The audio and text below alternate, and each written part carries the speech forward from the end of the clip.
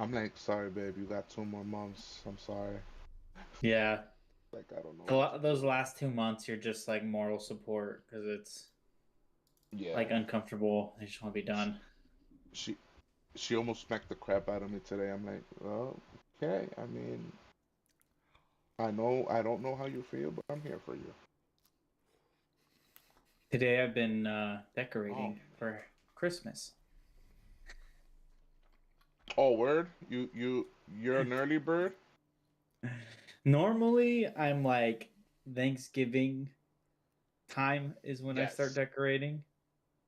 Either Yes. right before or right after Thanksgiving. But I'm on paternity leave, and my paternity leave ends soon. So I was like, Good. I might as well decorate now while I have the time. Yeah. And I Sounds normally good. don't do Christmas lights because I haven't had a house, which I could. And this year I did Christmas lights, and they look pretty damn good. I do a good job on You Christmas should. lights though. Yeah. That's Like that's that's that's all it is. That's all. That's the beauty of it. I did it professionally in high school for a guy. I'd help him, and he's like did it professionally. And then I do my parents' house a lot too, so pretty Very good. nice. I was out there with the hot glue gun, gluing my big bulbs to the rock.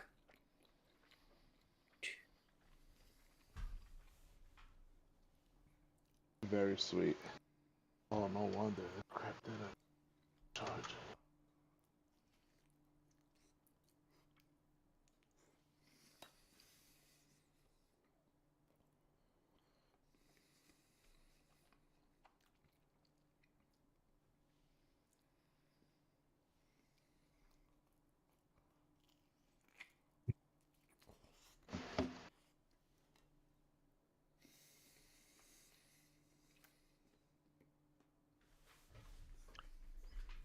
Do I do literally do. just I noticed a few sessions ago that PlayStation 5 with the new update, I can sync my Apple Music playlist,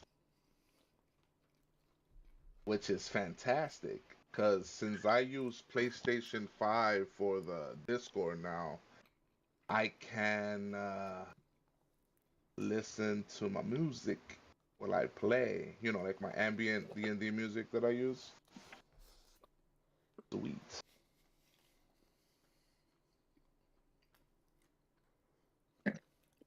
Wait, where is my. Um, the government shutdown has been what, 37 days? And very long. Been the longest in history. I Right, think has it been 37 days right now? that's 10% Oh, of the year. And so I feel that I should pay 10% less in taxes this year since the government was shut down for 10% of the year. you know that's not gonna happen though. Oh, But you know that's not gonna happen though, bro. Yo, that sucks, man. Nate, you're still right. Yeah, I'm furloughed. It Yeah, I is have not one of my fun. buddies here is also. Um, Oh Lord. Nope. I started driving for Uber yesterday just to make some money. How is that? It's all right. I drove around for. Is that the Uber Eats or the? Yeah, it was Uber Eats. I'm not driving people. I don't feel like doing that. But that you have to like get better insurance. Like your insurance premiums go up. Yeah. Um, but yeah, it's just Uber Eats. I was driving around delivering people's food yesterday. Probably spent about 5.5 hours doing it and got paid $100. So that's what, not the 20 bucks an best. hour? Yeah.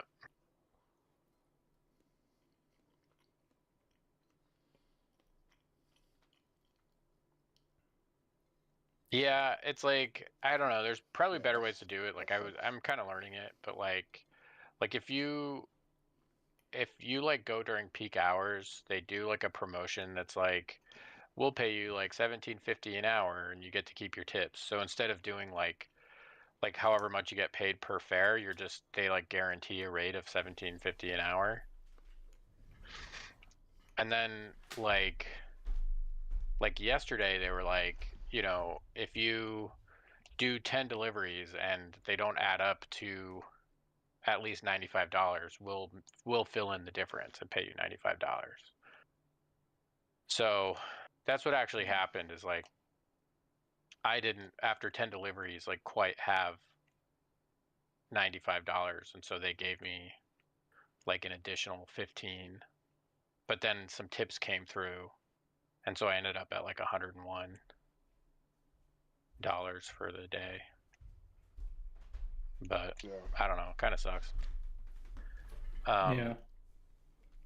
I mean, it's a way to, get some money, so it's not that bad. I've made $100. I've worked harder for $100, So, But that's not profit. You gotta consider gas, right? And yep. wear Yeah, and tear. yeah, I mean, there's gas and wear and tear on the car, and like my car's a lease, so like I'm only like I can only do like 10,000 miles a year, so it's not like a long-term thing I could do, but I'm not even close to that amount. So like I've had it for 6 months and I'm at like 2,800 miles. So Yeah, that's like me with my truck coming up on. I bought it in what 2022, so coming up on 3 years, and I have 25,000 miles on it. yeah. So anyways, so I could do with some more driving around, but it's, I don't know, but just until we get paid, I need something coming in. So, all right, guys. Yeah, bro. Is everybody ready? Yep. Yes, sir. With ears. Hello, everyone.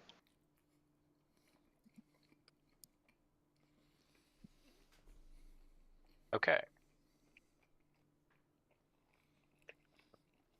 So we left off. You guys had arrived in the Dwarven Realm after dealing with the horrors of the Astral Corridor, traveling between realms. And now you're here. You're ready to go to this event. So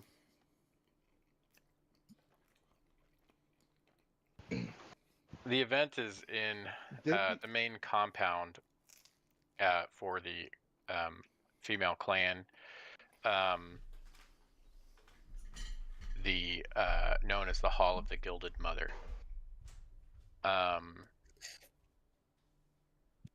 It's being hosted by the current matriarch of the dwarves, the Great Mother, which is her title, Valdera Stoneheart.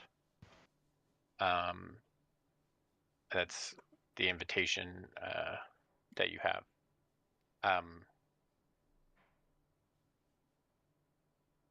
When you get in, you the island is,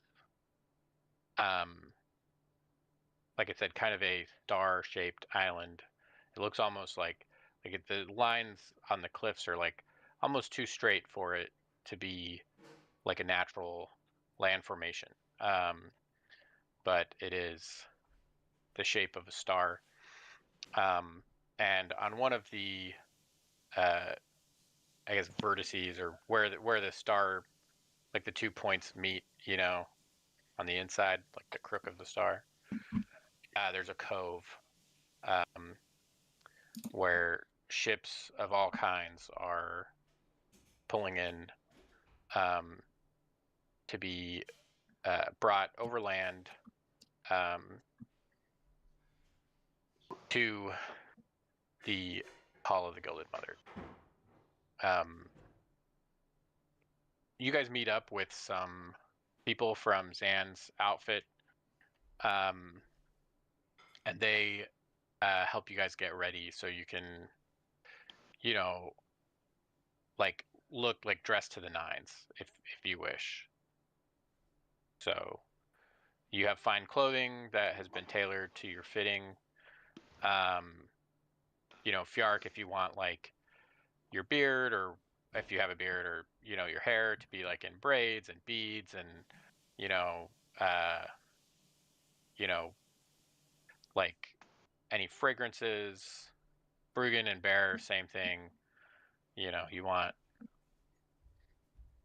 anything appearance wise. Do they have like anything kind of like iridescent paints or anything like that? Iridescent paints. Yeah, like glowy paints. Yeah, what do you have in mind? Yeah, glowy paints. They like, can. Yeah, just kind of like I want them to do like a gentle kind of verdant green outline of the world tree tattoo over my body as it like reaches up to my neck and my shoulders and arms and stuff. And then I want kind of want them to like make my hair look a bit like mossy, earthy, like green. Yeah. Okay. Yeah.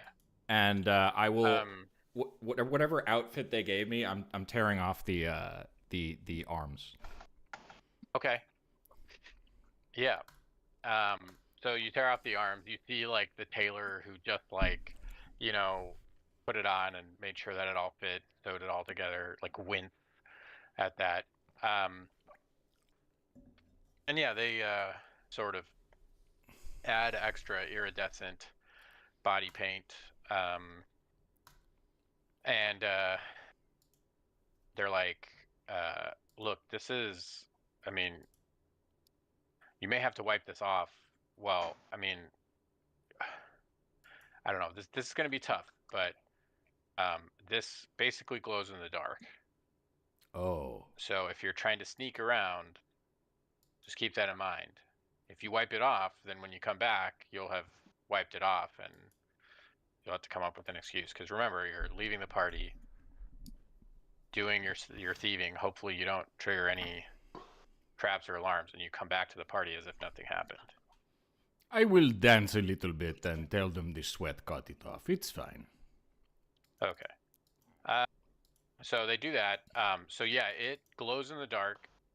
It is paint. And it will give you a disadvantage on stealth checks in terms of like in dark or dim light. Gotcha. But it can be removed, right? If I just wipe it off. Yeah, you can wipe it off. Okay. And it can be removed. Okay, cool. Yeah. You just got to make sure you wipe it off with a cloth, not your clothes. Yeah. Yeah. I'll take like a T-square or whatever from someone, and yeah, it'll take like a minute to wipe it all off. Yeah, and just to reiterate, I've got the black hole, and before we enter, the portable hole. Yeah, portable hole. And I'll place it down on the deck.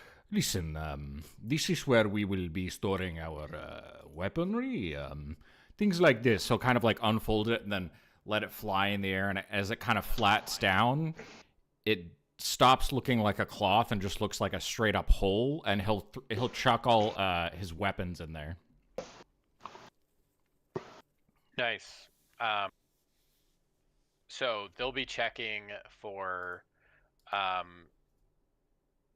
arcane focuses. They'll be checking for like wizard spell books. Like security's pretty tight. Like if there's anything you want on your person and not in the hole where you'd have to spend some time pulling it out, which you'll have if you escape the party and get to like a spot. But if like in the party something happens, like if you want to try to smuggle something. Daggers. Sure. Or hold on. Isn't my scimitar small enough that I can hide it in my person? It has the light property. I would say that it would be a little bit more difficult. So like the likelihood of it being detected would be higher than if you tried doing a dagger. But sure. Is it light? I Because don't know if it's aren't light. dwarves?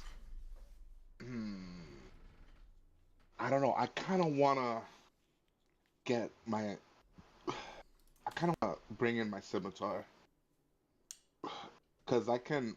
It's light. I don't know. I feel like it could get me out of some I feel like situations. Lashy would be easier to hide. Yeah, use it as a belt or something. The whip? Nah. I'll stick with the scimitar. I'm gonna. Yeah, I'm So gonna stick with the scimitar. you can try to hide it, and smuggling weapons Maybe in like would be sleight on of my. hand Yeah. against the chief of security, who will be inspecting everybody Okay. as they enter the party. Their perception. So, all right. Fjark is going to be dressed a little bit like a dapper Post Malone, mixed with Okay. Anglo Globen, but with braids and a glued-on beard. He'll look a little bit like this. I just posted that in the chat. Oh my god. Okay. Nice. Since Fjark is tatted out, at least he Yeah. has 2 tattoos. So, that's what I'll be dressed as. Nice. I am going to be wearing silk fine clothes. Black. All black with pearly purple buttons and cuffs. I think the purple will look fantastic with my skin complexion. And a maybe like a purple uh chain that rests against the collarbone maybe. Or maybe like a pendant shaped um like the fire rune if I can that's on Lashy, kind of to represent my my giant descendant, like from our ancient past. And yeah, just gonna look as sharp as he can. And you can tell, like, walking, like, I don't know if if Bear took his sleeves off, but you can tell, like, walking towards the palace or whatever it is, like Brugan is kind of like scratching on his like forearms and his Yeah. Brother, just get and it his off. elbows, Tear it off because like it's bandage. no, it's fine. I wanna look presentable. It's been a very long time that I haven't worn, these kinds They of get clothes, and just want to blend in a little bit. Okay. But you can tell he looks so uncomfortable It is with the long it sleeves. is not made for orc. They don't know. I understand, brother, but sacrifices, sacrifices for the they for the give crown. Oz a fresh coat of oil and maybe some Yeah. graphite powder in his joints. Yeah, I was gonna see, can the hole fit a staff? How tall is the hole? You were asking about my portable hole? Yeah. Okay. How tall is your staff? That's a great question. That's what she said. Sorry. Oh no, it'll hold it. Your staff is not 10 feet long, is it? That Oh, is a no, big staff. If that is 10. No. Okay, yes, then it fits it. It is 10 feet deep, 6 feet diameter. Okay. I guess, yeah, I'll just hide my book and staff in there, and I'll put on I want to like weld a tie onto my around my neck, like a metal tie or something. And put on probably similar to who was wearing the not like all black? Was that Yeah, Bruggen. Bruggen? Man, I just blanked on Bruggen's name. I was trying to look back at the Discord. Yeah, similar like 3-piece suit, dark tones. Nice. Yeah. Can I have helped you on the ship, like craft? I assume if you're welding a tie on, it's like a metal tie. Yeah, that was what I was thinking. So I'll have helped you like on our boat, because I've got a mixture of like, I think it's iron and woodworking to make the shipwright stuff. So I'll help you with that using ironworking and stuff. You can use the gold that you used in the grills and repurpose it. Oh, Use you the are not grills going and to turn wear it the out. grill? Come on, it is right here. He's chattering the teeth together. I don't think it'll work. I need to chat with guests. I can't talk with those things in my mouth. Okay, I will make into tie. So you have a 10 gold tie.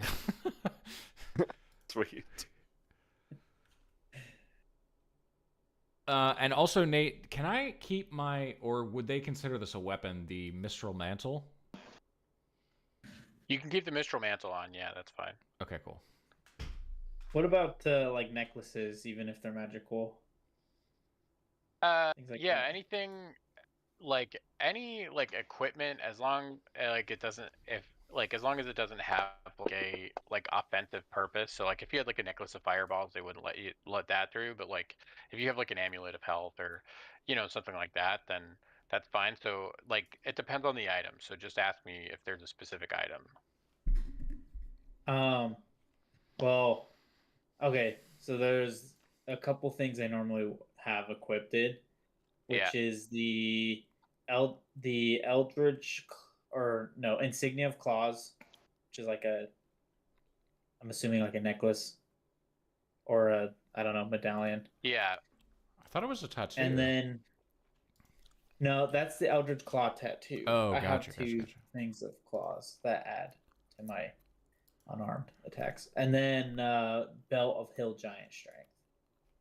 Yeah, none of those would really trigger off any alarms. And what about the robe of useful items? Could I wear that underneath my suit? Yeah, you'd be allowed to wear that if you wanted. Okay. Cool. Anything else? Yeah, quick question. The hole that you have there, Yes. is it like visible? I will So- be folding it up into a handkerchief in my breast pocket. Okay, so is it like one of those, like, do you have to take it out and Yes. unwrap it in order? Okay. It takes mechanically, it takes an action to and you have to place it on or against a solid surface. Okay, and I talk to you, and I'm like, I don't know how I feel. I really want to take the scimitar, but I feel like the daggers would be a better fit. Well, better to sneak in than scimitar. But I really feel like I need to have the scimitar on hand. I just don't want to, just in case, for protection. I understand. protection. Whatever you feel, brother. It is a lot of eggs to put in one basket, in this one hole, but it would probably be safest. But whatever you feel is good. Can we put my staff in your hole? Okay, you can You calm would have down a to. little bit with the phrasing on that. In my portable hole, you can place your staff. That's still not better. Shit. Poor choice of words there, brother. Yeah, you can put your staff in my hole. Yeah, because it's pretty wide. It's like a tool shed. You could put. Yeah. Yeah, it's 6 by 10. Which is pretty big. I can almost throw my shield in there too, but I'll. I won't be there. So, you guys begin to make your way. You are, like I said, met at the docks, and you're placed into carriages where you aren't like able to see outside from the carriages. So they basically like you have no clue which direction you're going, where exactly this building is. Um, the inside of the carriage is like light is coming through, but when you try to like look out the window, it's like completely opaque.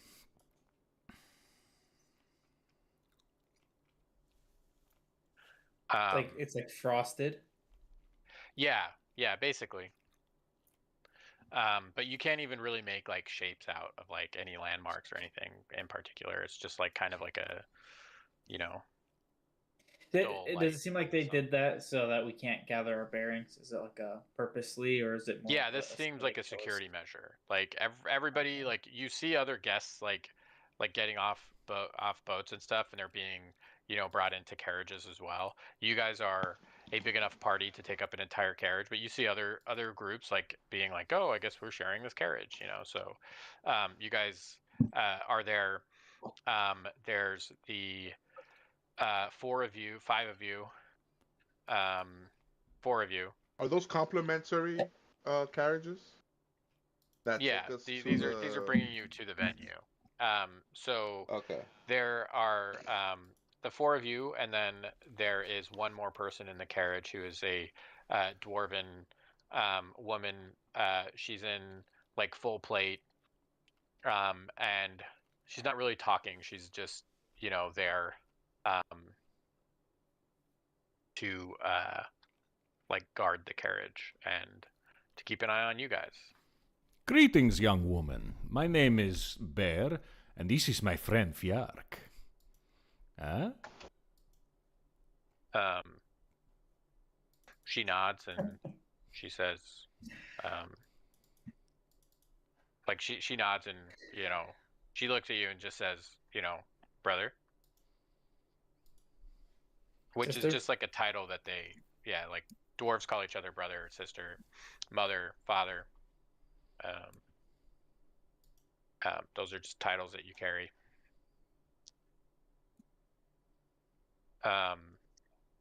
And she doesn't seem one for many words. He is a spectral pioneer.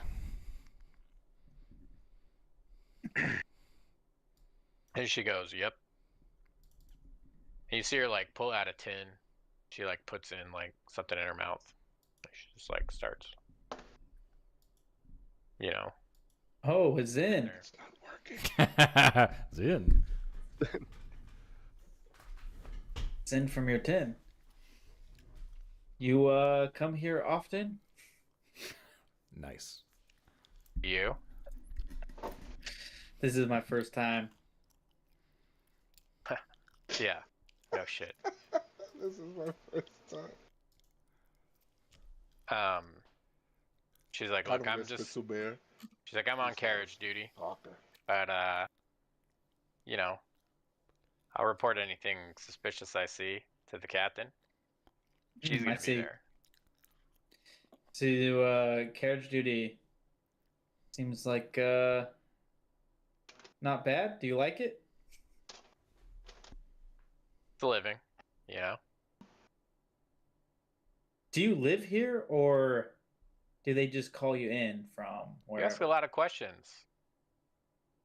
It's my first time. I'm curious. Yeah, you need to kind of calm that energy down if you're looking to, enter a contract here. Just letting you know. His curiosity is not suspicious. The only thing suspicious is how good looking No, he I'm is. not. Look at I'm him. not saying I'm not saying it's suspicious. And look, I'm sure that there will be some ladies. You're a spectral pioneer. That always gets you kind of far. Gets you guys kind of far. But the ladies in there have their pickings. They have their choice of the litter. Some real you know, like you're coming in to some pretty steep competition. You want my advice? You know, most of the ladies, they like a man who's quiet and pretty and knows his place. You understand? Oh no. I understand, sister. Yeah. All right. Let's see that smile. I guess we shouldn't brag about you being the creator of Meaty Bitch.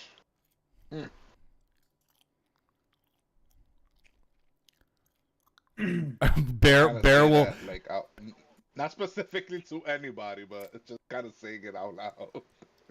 Maybe He's to like, see if that what is catches that? Some kind her of booze? attention. Yeah, I don't drink. I don't like to drink. Oh fuck, I don't know. Then Shit, dude.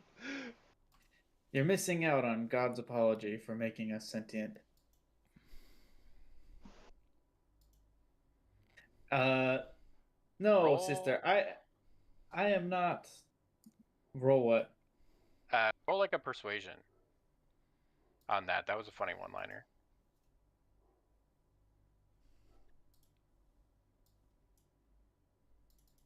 Who? Pjark. Yeah. Not great. That's not terrible though. 14's not 14's bad. good. She's like, she's like, you know, I don't. I mean, I don't know if it had anything to do with your invitation, but probably more you being a Spectral Pioneer. I just happen to know that Captain Borva, her favorite drink is Meaty Bitch. It's, I mean, obviously you haven't made it in a long time. I don't think anybody. It's hard to find now, but when you were at the height of your production, she hoarded that stuff. That's good to know. I'm glad some people out here still appreciate the finer things. Sadly, adventuring has taken me away from my passion of distilling fine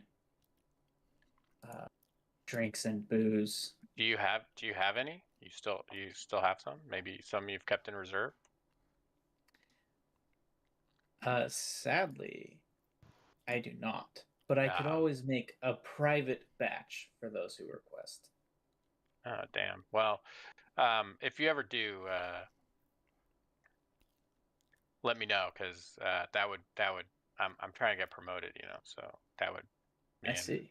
Captain Borva's esteem, Just like pulls out a card, he gives it to you.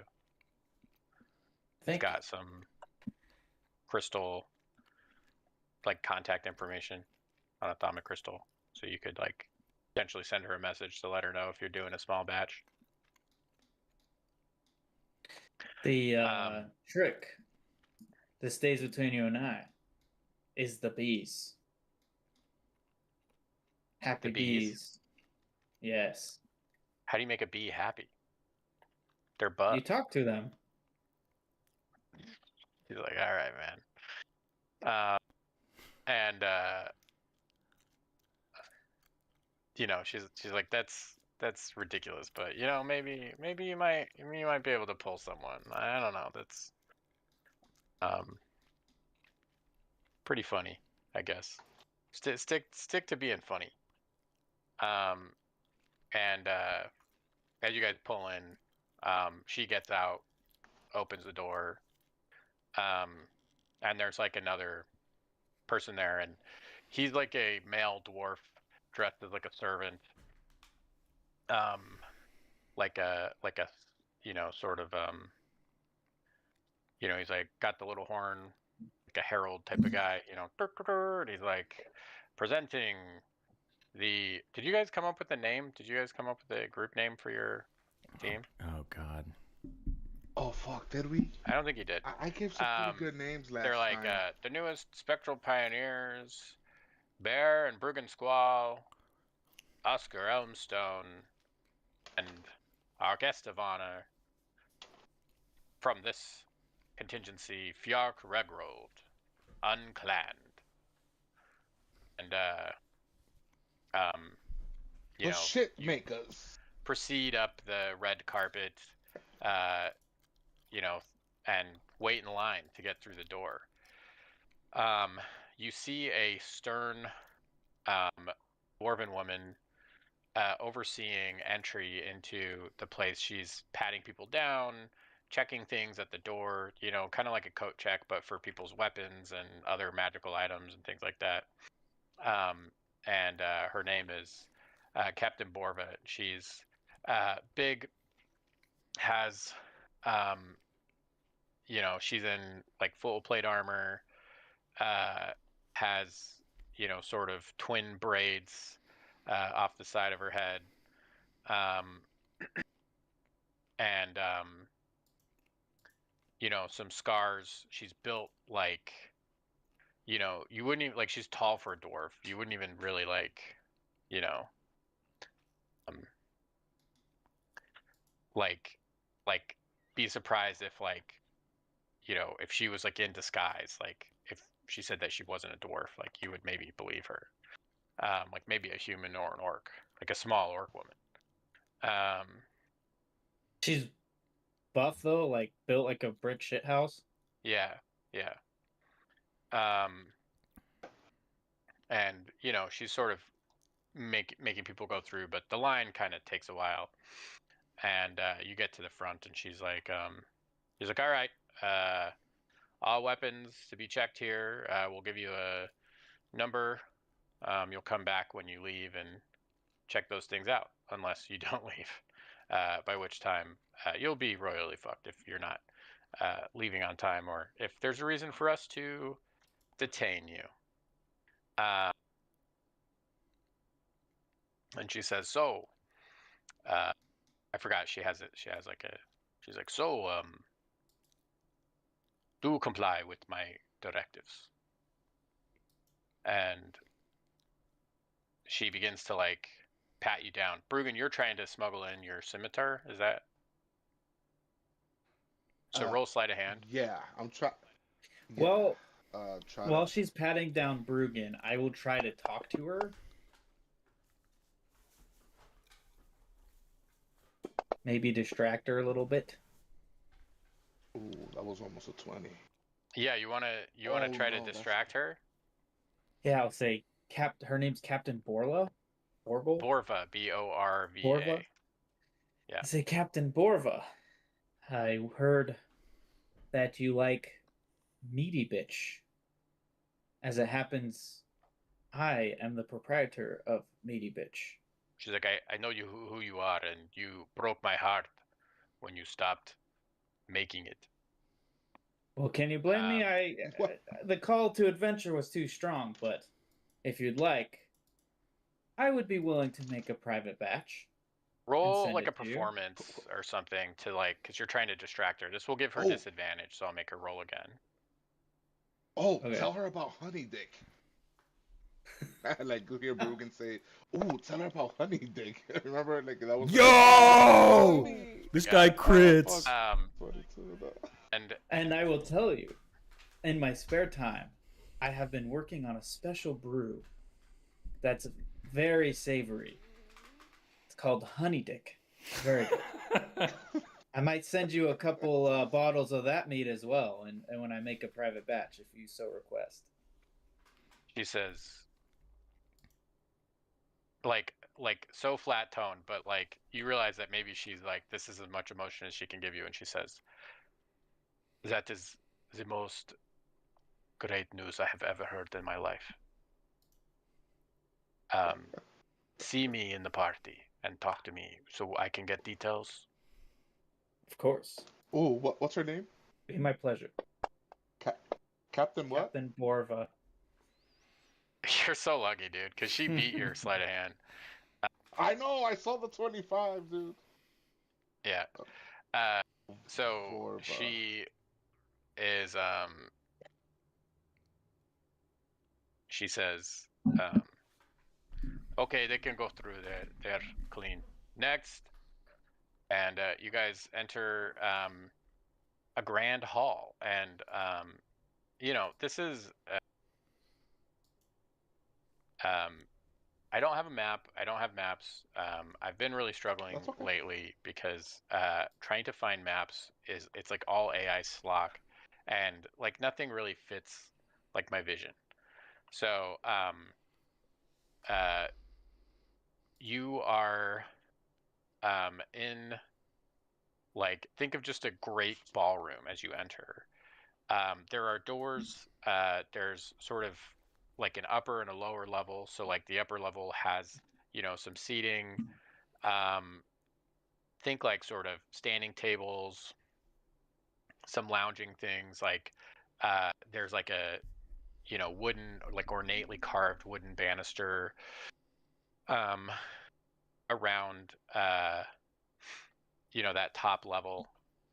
Looking down into the ballroom, there's um, an ensemble of performing uh, musicians playing music. Um, even like a large instrument that's um, uh, you know like got like black and white keys on it, playing. It's essentially like a piano, um, which is pretty rare, like not something that um, I would say, you know, if you roll like a high like history check, I'd let you say that you've seen one before, but otherwise this would be your first time seeing it. I'll go for a high history check. Yeah. Oh, never mind. You're It still wasn't good, even with my correct modifier. Fjark, you've seen one. I would say that all dwarves for their first years are raised on in like a convent with mother dwarves. They don't know who their parents are. You're just sort of all children. And as you grow older, then your education split. Male dwarves get sent to either sort of like trade schools to like finish their education, or they get sent to the clans. Ones who have potential get sent to clan schools, clan sponsored schools, where if they can pass their stringent requirements, they can become a clan, a dwarf. And probably in the conservatory that you were raised in as a child, you probably saw one. But yeah, so some music is playing. You see people of all kinds, elves, mostly dwarves, um, elves and humans, some gnomes, and people are mingling, um, and a few people of note. Woman, sort of up in her own sort of like private area, think like a VIP area. You recognize as Great Mother Valtera Stoneheart. She is the leader of all of Dwarven society. Stoneheart is a sort of faction within the Clan of Females. The Clan of Females have their own internal factions that, vie for power and influence. And she has been the leader for a long time. She has sort of created a coalition of leadership that has persisted for a while. And she's sort of known as being pretty cunning, politically ruthless. And you see her sort of looking over the whole party, evaluating everyone. Behind her, with sort of an entourage, but you can see that most of the entourage are sort of like security people, is a younger female dwarf. And Fjark, roll, I guess, perception. What's the name of this lady? The Great Mother Valdera Stoneheart. Okay. Damn, dude, you were rolling 20s. Fjark, this younger dwarven woman behind Valdera Stoneheart is the most beautiful dwarf woman you've ever seen.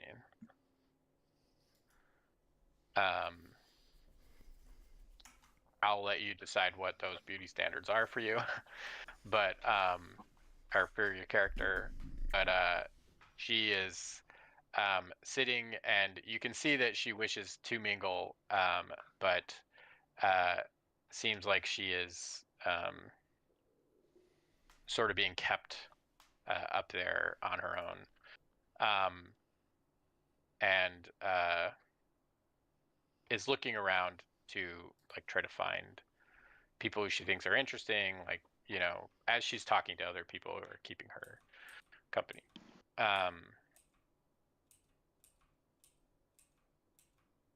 And she, you can assume, is the protege to Valdera Stoneheart, and her name is Lady Kara Stoneheart.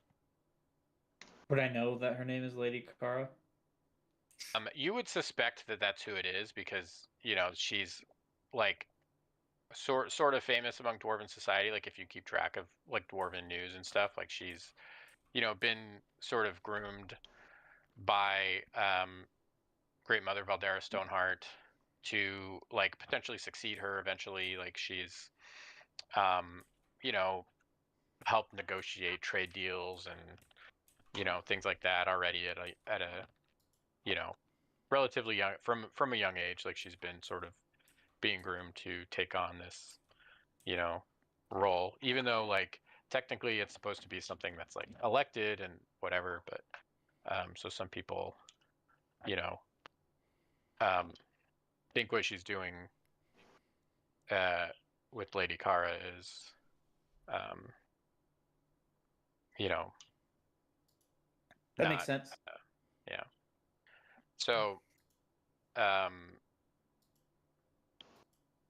anybody else want to make a perception check? Look around, see if there's anybody.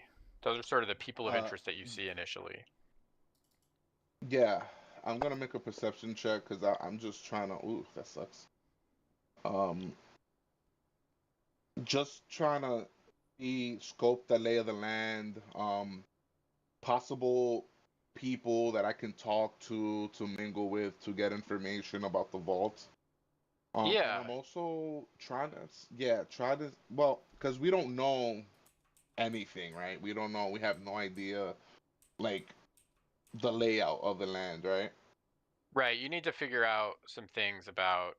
So you do need to kind of mingle Yeah, and do some like, you yeah. know, getting rumors and finding things out from people Ooh, as the party ooh, goes on. how about, yeah, how about this? Well, it might be too early This is she's sort of the initial probably lay of the still land thing. outside So we're gonna checking. decide like, you know, that, and then what we're Okay, gonna do yeah, let's do that. is I think we decided that you guys would have an hour at the party. We're gonna do actions in like 15-minute increments.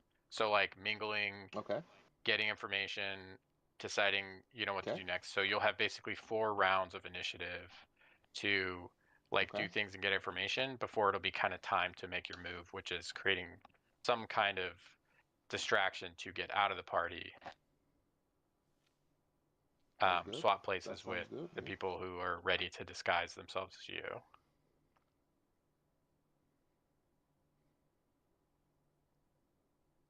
Okay. All right. Okay. So on a 16 perception, Brugan, you notice another dwarf surrounded by like female dwarves. He's got bright red hair, just extremely intricately braided beard, and a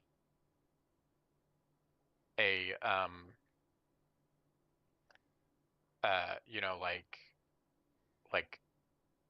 with like gold like rings, you know, in the braids and beads and things like that.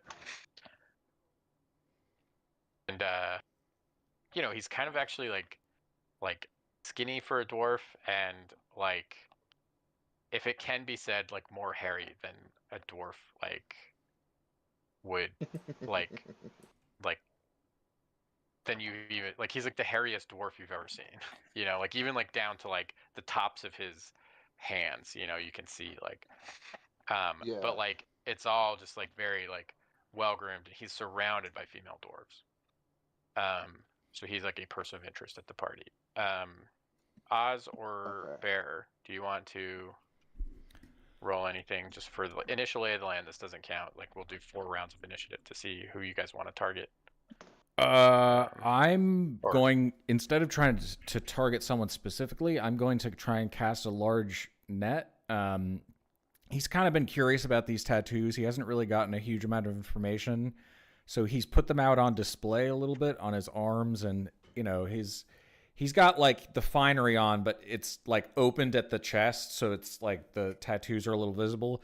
So I would like to kind of peacock, you know what I mean? I kind of want to see if I can attract some attention, see if anyone like recognizes the tattoos, cuz like we went through that whole area and I kind of know what they are, kind of don't, like what my connection is. So I'm going to see if I catch anyone's interest. And to do that, I am not good at it, but I would like to do a performance strength check if I can, because I'm trying to show off my body. Yeah. So you're talking your like world tree tattoos. Yeah, exactly. Yeah, and you're trying to find somebody who might be interested in them. Who might, I don't know if I'm going to be able to tell whether they're interested or they recognize them, but what I'm looking for is if they recognize them. Okay. Yeah, go ahead and roll. So I am not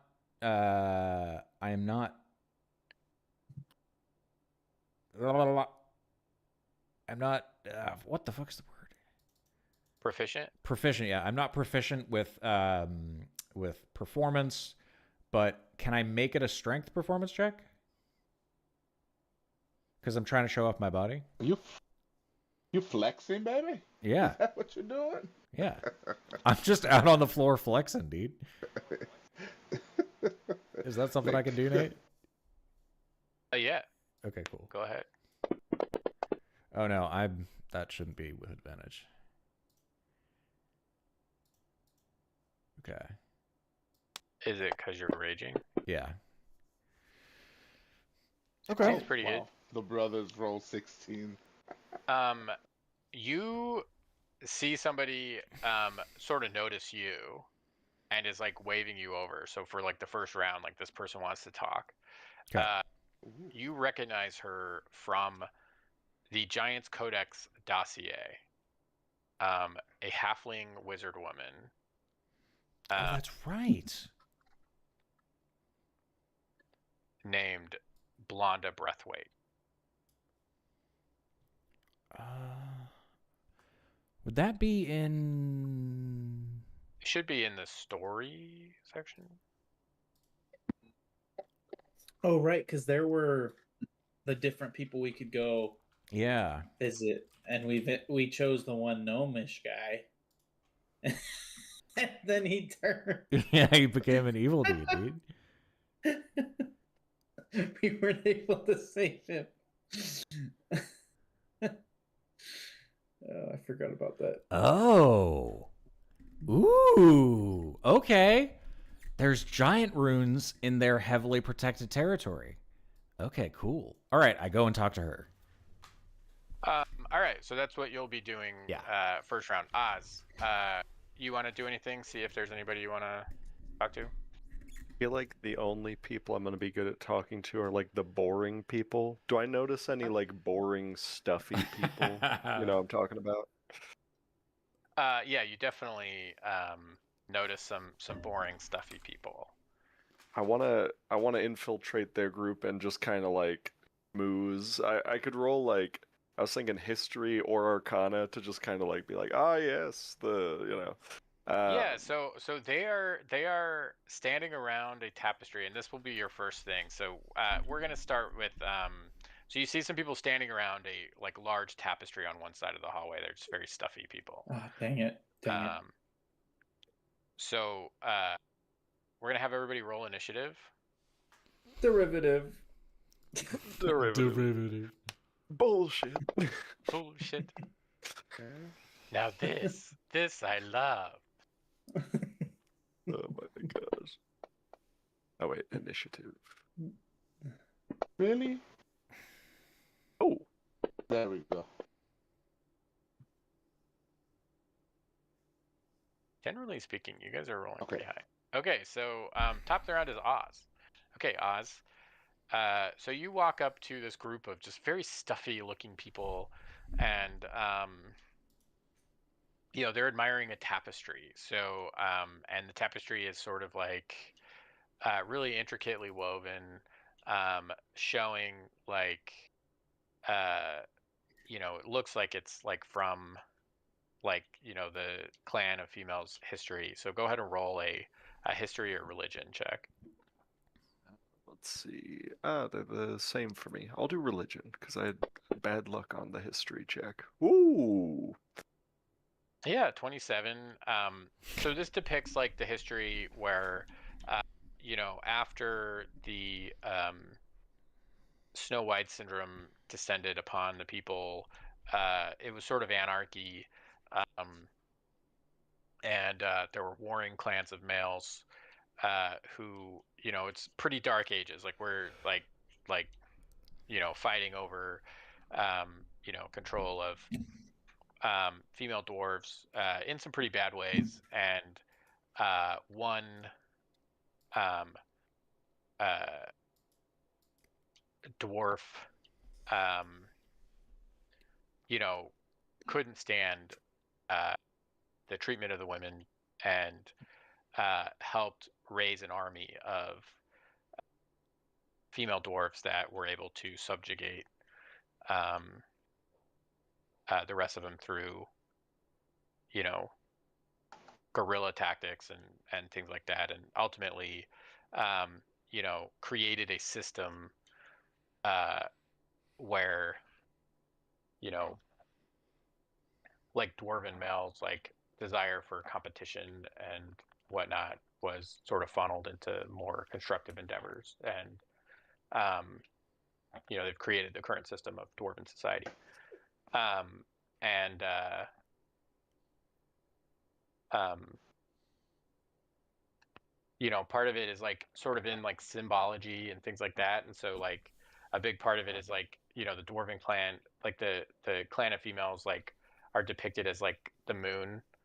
Um, and different like you notice around the hall like, carved, reliefs of like the different phases of the moon and things like that. And so one of the tags on the tapestry, says that the moon shines bright to illuminate the darkness. Sort of showing that like the clan of females being symbolized as the moon, sort of bringing the dwarven people out of their dark ages. You mentioned the pantheon of the world before, and I believe the moon you said was it Heta? Heta? Was that correct? Am I wrong in that? Um, Like the goddess of the moon in their pantheon, or of like, am I wrong in that? I had that in my notes, but that was like my very beginning notes from like yeah, so session there's 0. sort of three pantheons. Like, so there's, uh, the giant pantheon, um, which Hyatea is the goddess of nature, hunting, and life. Oh, that's it. Yeah. Um, but no, and then the mainstream pantheon are like the seven are based on the seven stars that are called wanderers that float through the sky, different than the rest of the stars. Like the rest of the stars sort of move through the sky in a orderly pattern, and those ones have their own patterns, but they aren't in line with the rest of the stars.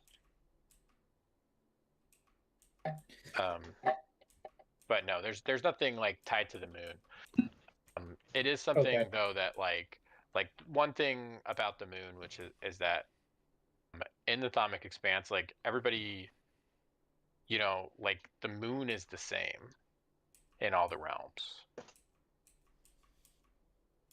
which is strange because the realms are are like, you know, far apart from each other. But Does the moon look like a normal moon? Or does it look like a different shape? it looks like a bright orb in the sky Okay. with like certain features on it, but like the features are the same in each realm. So it's not like each realm has like their own moon.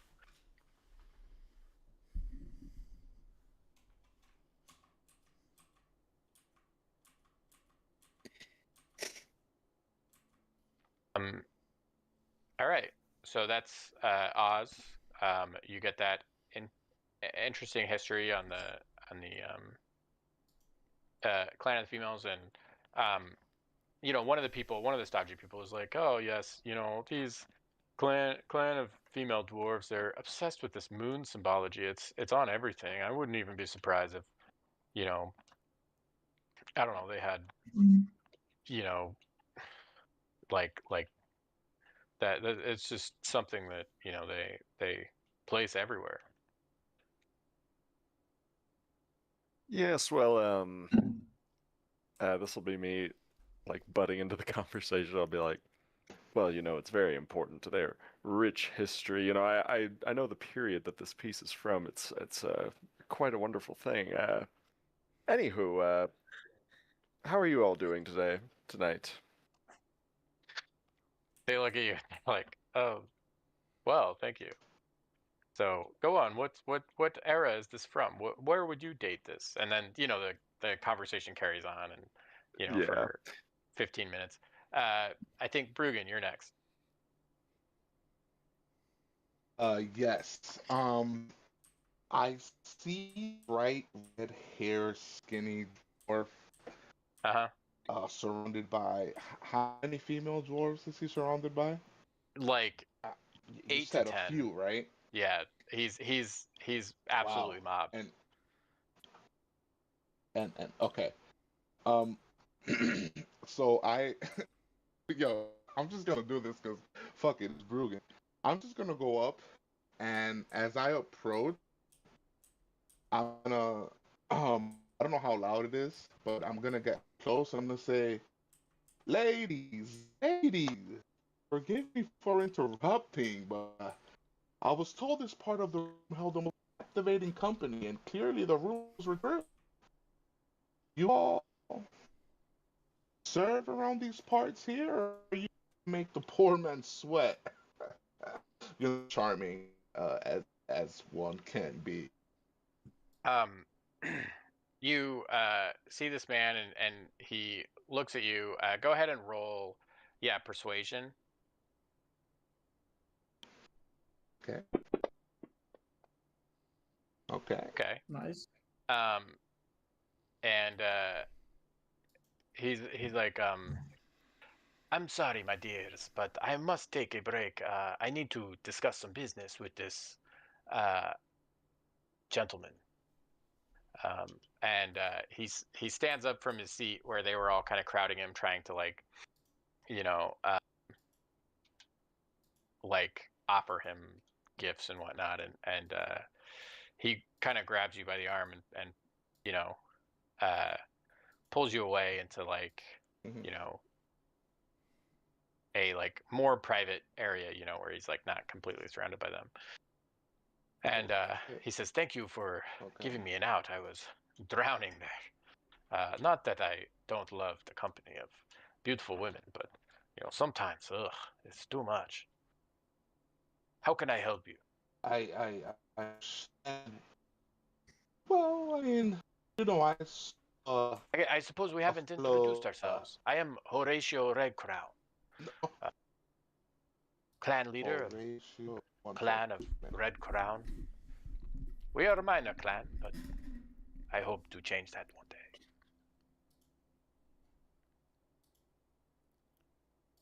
Okay, Horatio clan leader, right? Yeah.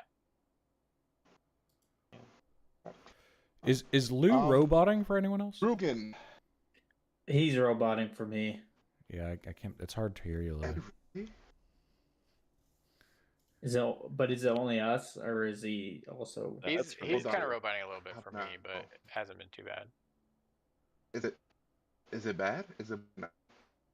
It's a little it's a Oh, I little think tough. I Like you're know. kind of cutting out. Hold on. Give me a second. I'll try I and think I hang know on. why. Let me try and change the server that we're on. How about now? Okay. Is it better? Yeah. Actually, yeah, that sounds a lot better. Yeah, I was downloading something on my PlayStation 5. That's what it is. But yeah. Okay. Is it just let me know if it comes back. I paused the download. Is it better now? Is it good? Yeah. Yeah, Yeah? yeah, it was rough there for a while. Yeah. Sorry guys. Yeah, I was downloading something. So Um, ratio, and I'm gonna say Bruggen Squall, Spectra Pioneer. yes, one of the first orc spectral pioneers. Yeah. I'm not Me and my brother actually. It's a high honor to finally break the barrier, as they yes, say. yes. Well, No. that is great. Look, I maybe you can do me one more favor.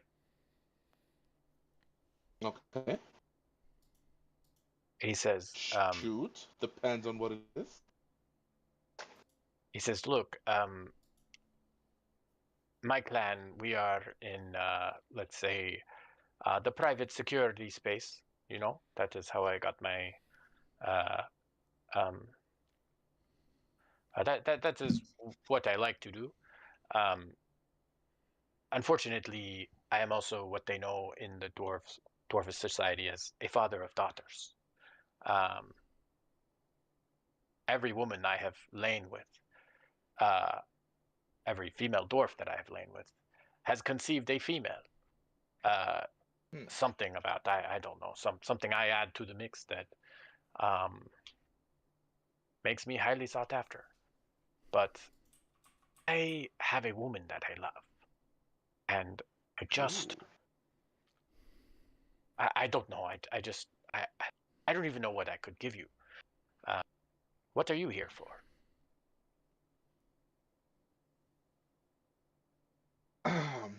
Does he look like a trustworthy guy? Oh, Roll Bruggen insight. shouldn't be in here by himself. Yeah, roll insight. Okay. Okay. Where am I? Here we go. Great roll. Ooh, Yeah, he seems that's very not trustworthy. good.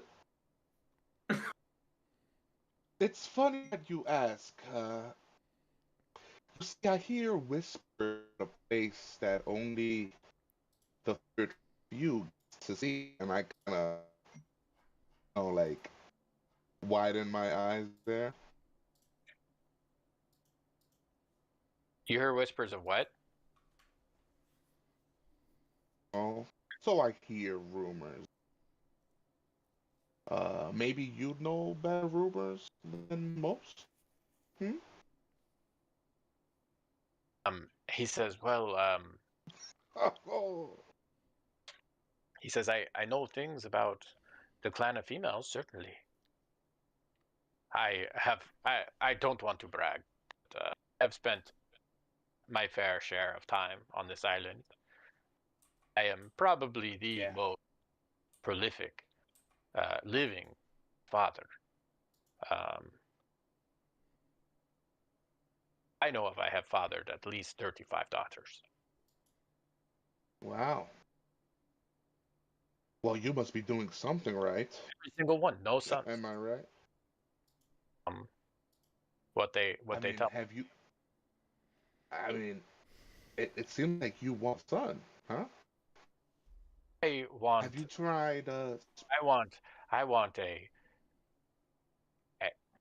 He's like, you are an outsider, so you don't understand this, but I wish to just have one woman to love and to be committed to. But that is, of course, you cannot speak that to anyone. It's a taboo. Of course not. People.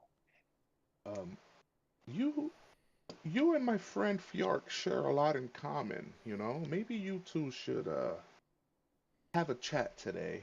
Um, you'll you'll see me with him. He is Are you here for your the friend only Fjark? dwarf. Is that your true purpose here? Is what Yes, to get him to lay yes, with the woman? It's not very difficult.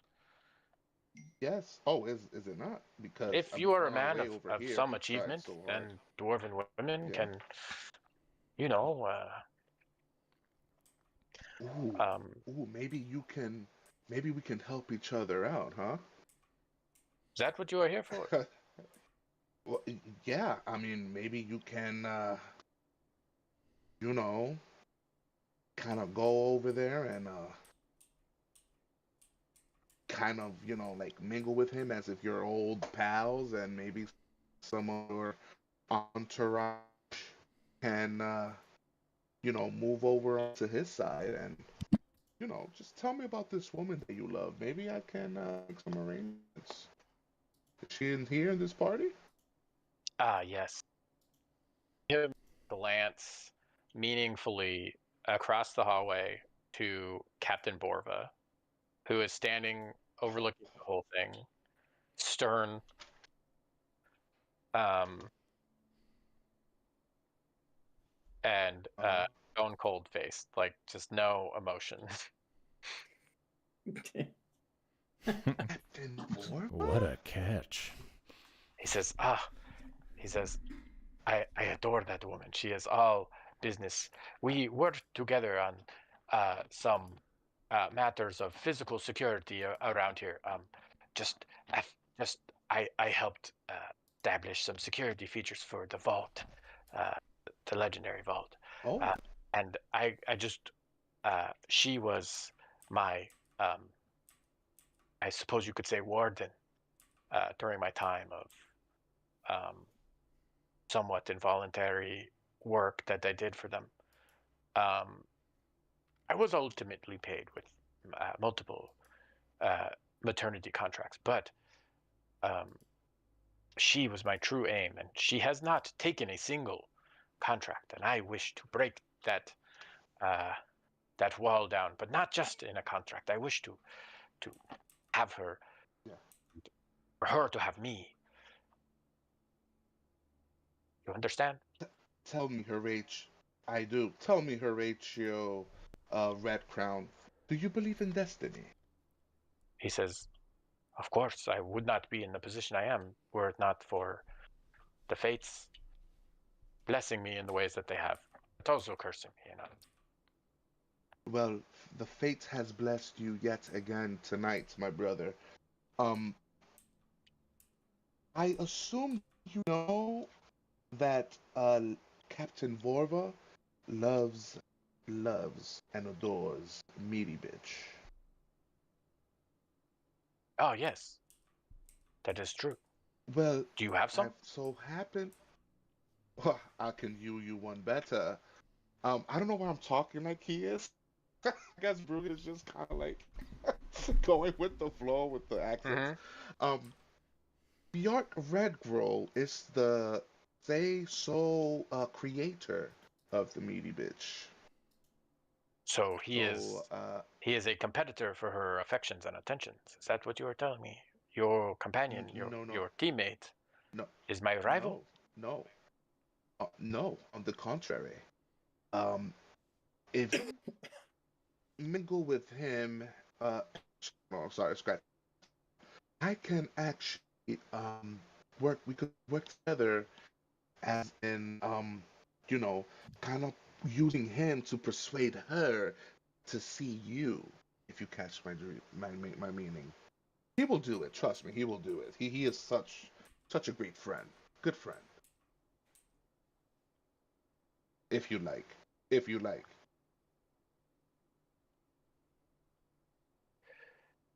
Um, Look, if he can help convince her to accept a dance with me, just a dance, I just wish for one dance with her, then Yeah. I can, you know, give you information, or I don't know. I would owe you a favor. Sure. I would.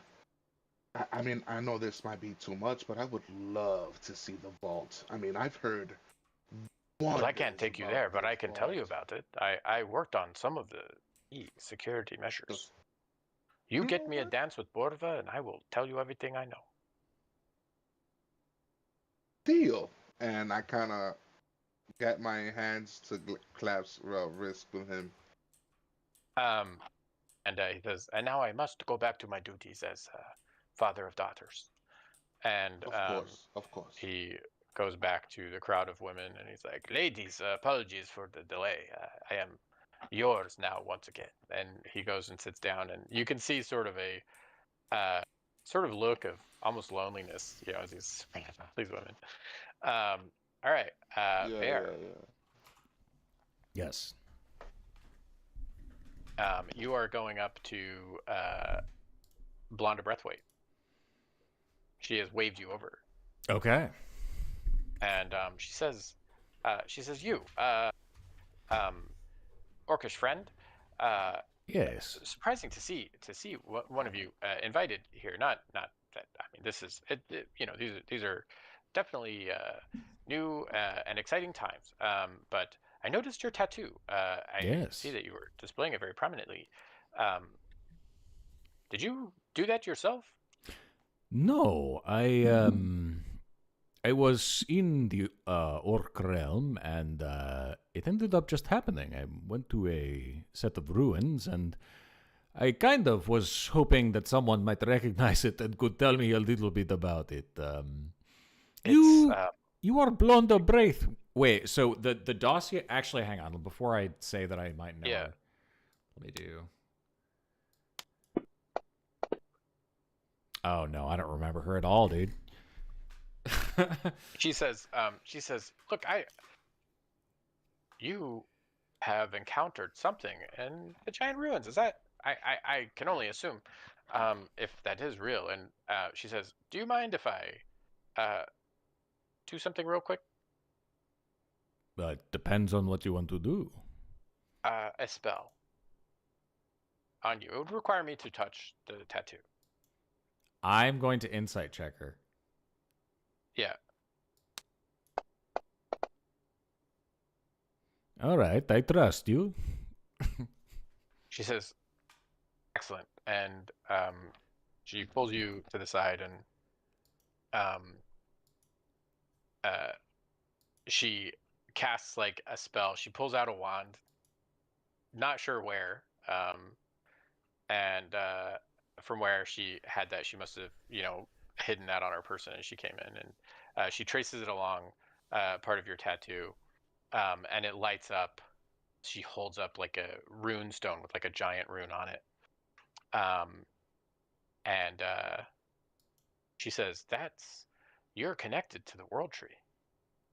Yes, I occasionally cause branches, things like these to pop up.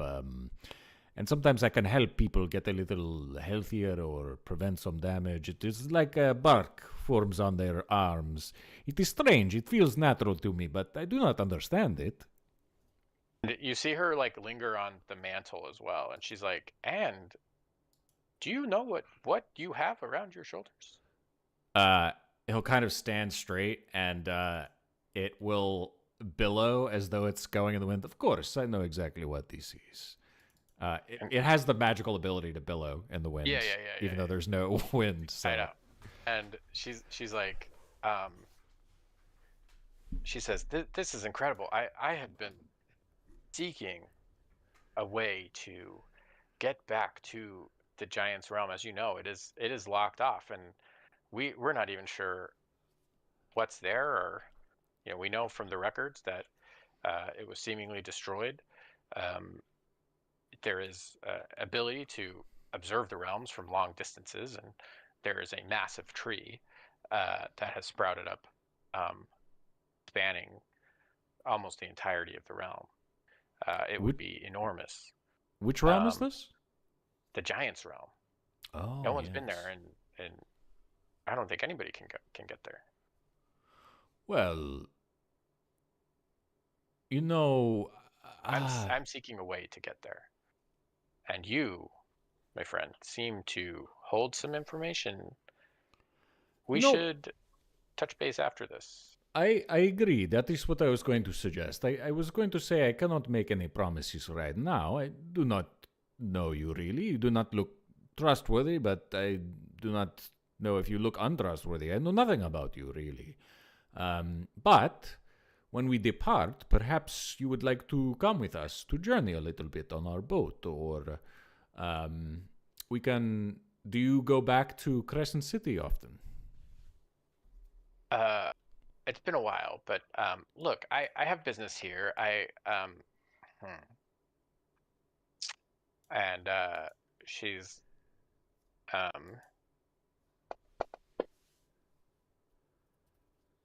she says, I think I can trust you.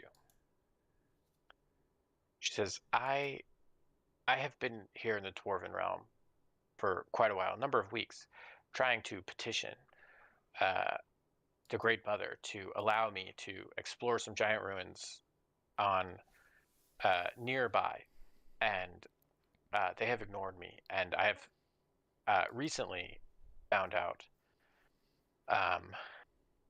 that, of course, they use my magical workings and whatnot, and tap me for knowledge whenever they need. But and I have been at their service, but I found out that they explored the ruins without me and took back some artifacts, and I wish to observe them myself. I hear that they're in the vault, and so I'm trying to find a way to get in. I'm hoping that this party can be enough of a distraction for me to sneak out and get into the vault. What do you say? Would you like to help me? Yeah. I mean, the answer to that is yes, but also I don't know if I trust her. Oh man, this is rough. I'm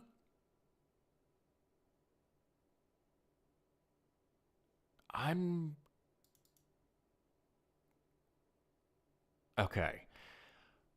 I'm gonna say below 10 on this wisdom check, and I think it's a good idea for her to come with us down below.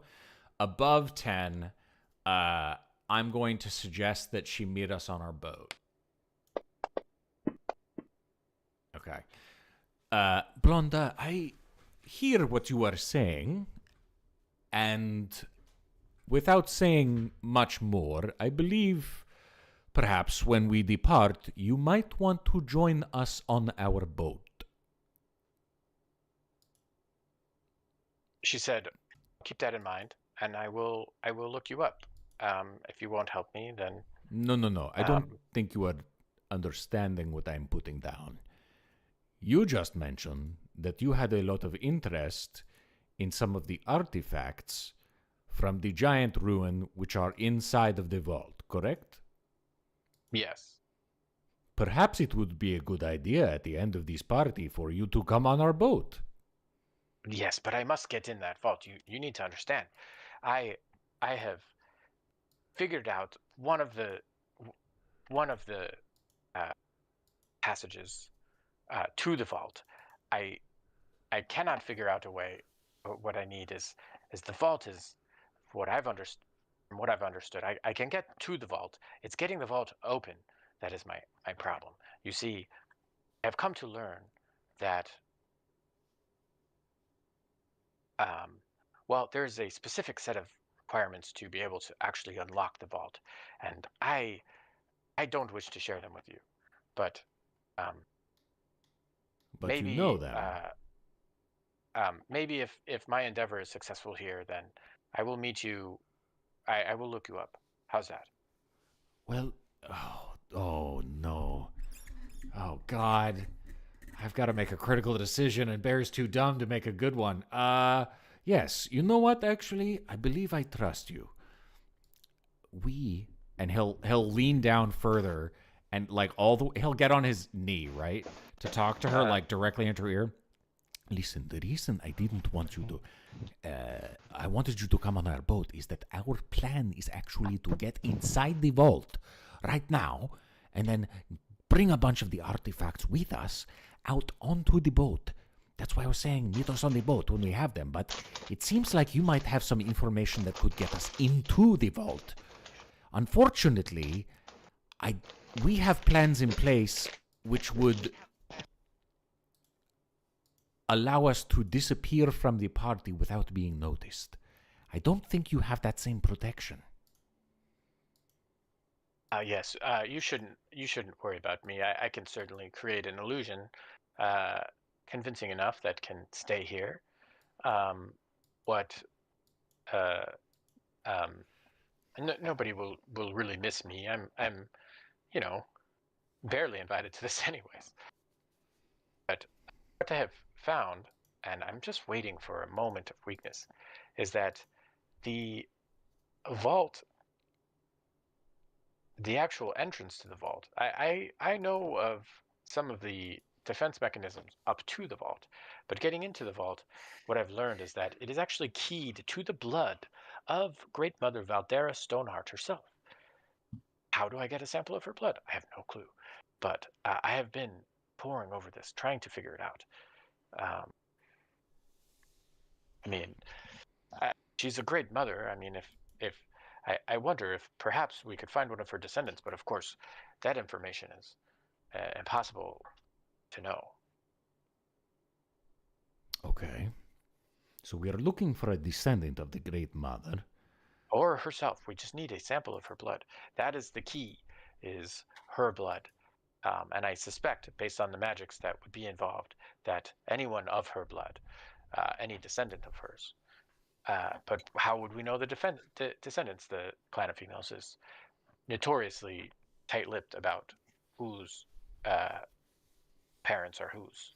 If you had their whole meritocracy. If you had access to an individual, and they were willing, could you test that? Is that something you could test? If they were her blood? Yes. I mean, the test would be at the gate, so I mean, it would be a risk, but Okay. If you can find a way to get a sample of her blood, it would be. And I can help you get past the rest of at least up to the vault doors.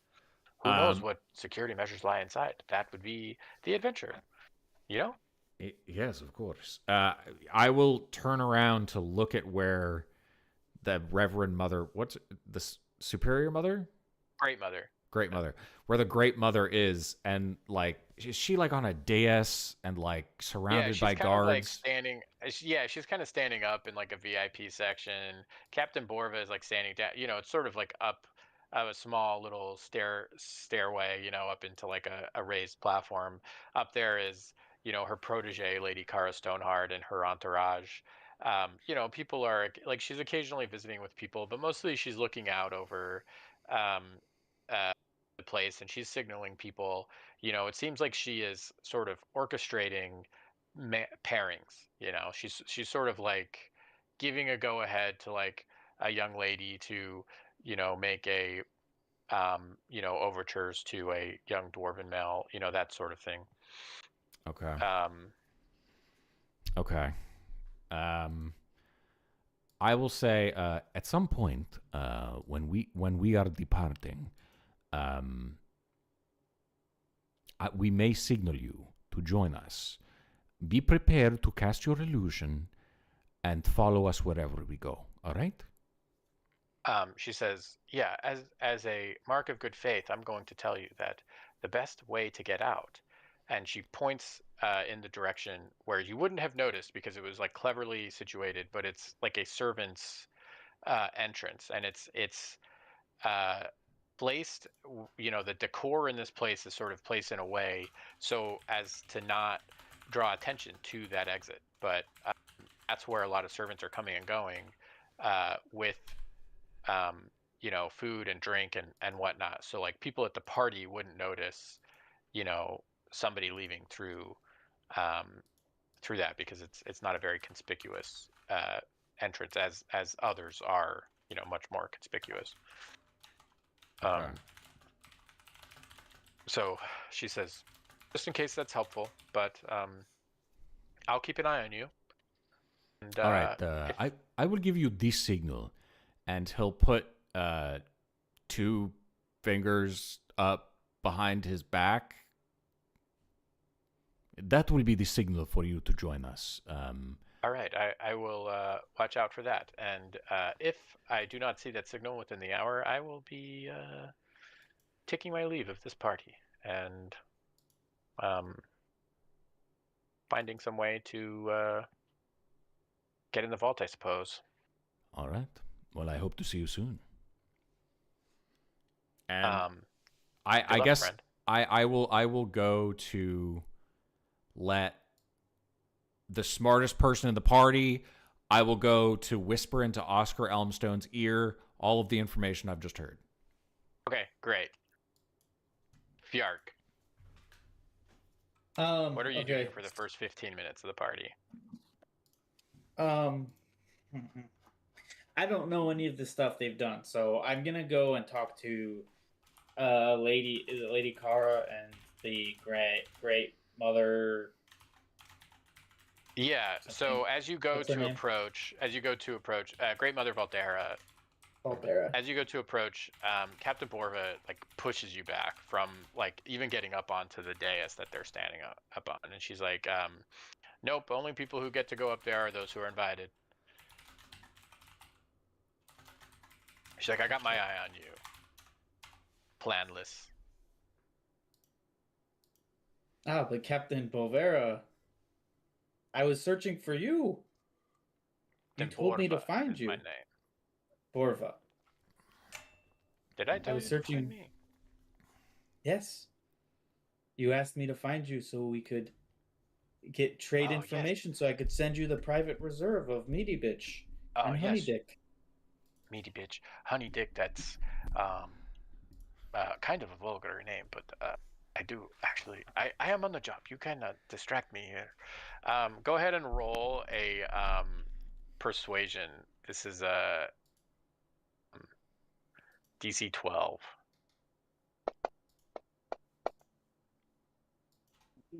And she's like,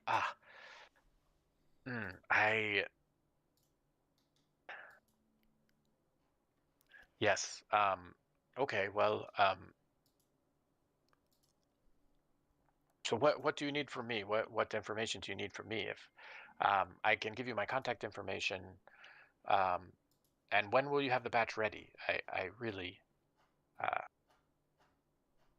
It will take me 5 days. 5 days, okay. I'm going to hold you to it, and you understand that I am head of security for the Clan of Females. I can hunt you down. I understand. If you do not meet this promise, I will hunt you down, and you will make me Meaty Bitch at some point. You can do it as a free man, or you can do it working for us involuntarily. Understood. All right, those are the rules in our 5 days, or I hunt you down to the ends of the earth. It will take me 5 days to make it, and then I have to ship it to you. Okay. So do I pay you what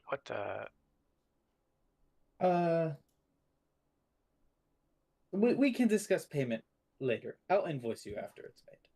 She says, okay, well, look, I still can't give you an audience with the Great Mother, or Lady Kara, but the problem is I have something very important that I only trust the Great Mother with, that I need to discuss with her. Through my time adventuring, I've made a great discovery about the nature of Snow White syndrome, and I must discuss it with her. She's the only one I can trust with this information. She says, wait here. And you see, like, as she steps up to go whisper in Great Mother Valdera's ear, like 2 more guards sort of come from almost out of nowhere and stand to guard the stairway. And you see Great Mother listen and nod and wave you up. So you come up to talk to the Great Mother. Farrak will go up and he will say, It's Valdera, correct? Yeah. Okay. Stoneheart. So he will say, he'll bow very graciously, and say, "Great Mother Valdera, it is a pleasure to see you once again." Yes. I'm not sure when I saw you before, She but was the vote for the what? I thought she was the one who voted for us to become yeah, spectral. she was. And she says, "Oh, right, of course." She said, "Yes, you've been quite the little upstart, quite the little dark horse for, a clanless dwarf. We'll have to get that fixed, get you into the clan system, perhaps either as a member of an established clan, or what would you like to establish your own?" Yes, I What would are your like to goals, if you are establish. correct? I would like to establish my own clan, a clan of adventuring entrepreneurs who Okay. do good and make good products. Um, that sounds admirable, and I can help you with the establishment of that clan in the eyes of the law. Um, but I will need something from you. Of course. I've heard some disturbing rumors coming from uh, territory in the southern peninsula, an area that was quarantined, and heard rumors about your group uh, ending Snow White syndrome. I need those rumors to stop.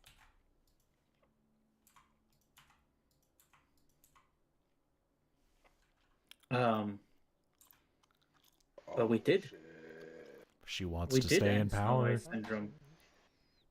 Yes, I'm sure that if that's the case, my researchers and our White Tower of magic experts uh, will verify that that's true. Um, but we won't be able to know until generations from now whether or not that's true. And in the meantime, I Yes. think knowing I under this Great knowledge Mother, would I be quite understand. dangerous. Make I a smart decision, and I would appreciate your discretion. Could be a I great ally understand. if you wish me to be. Roll Great insight. Mother. Yes, I will. I understand. She doesn't want it to cause upheaval. And oh, I accidentally rolled twice. Take the first one. I did not mean 14. to do that. Yeah. You see behind her, um, her intention is being very clearly communicated that she wants you to be quiet about the Snow White syndrome. Her reasons for them are, probably pretty obvious. Like, that getting out could completely disrupt the way that Dwarven society is organized. Uh, but on a 14, you notice Lady Kara kind of rolling her eyes behind Great Mother Valdera, and she seems uh, she's listening. She's not part of the conversation. Does that make sense? She's like there. You can see her reacting to things you're talking about, but like there's distance enough, and there's other people sort of talking to her, but you can see her reacting to your conversation with the Great Mother in a way that like she's being allowed to listen in, and she's not doing a great job at hiding her um, seeming dissatisfaction with the way her mother, with the way the Great Mother is handling this. I see. Um, I think it would be inappropriate for me to comment. So instead, I will kneel down and I will pull out the book, the gnomish book Uh-huh. that we have begun to translate. Yeah. And I will tell her. I will tell her. I'll show her the book and I'll show her we do understand. I do not wish to cause upheaval for the Dwarvish people. But we did cure it, and I'll show her the proof. And I'll say, I'm willing to be your ally if needed. She says, "Is this all the proof? Are you We have handing it to me?" copies. I'm showing it to her. We have copies. She says, "Are you threatening me? Is this you threatening me with this information? I cannot allow this information to exist outside of my control. You understand?" I understand, and I'm saying I will be your ally. So you are handing this to me.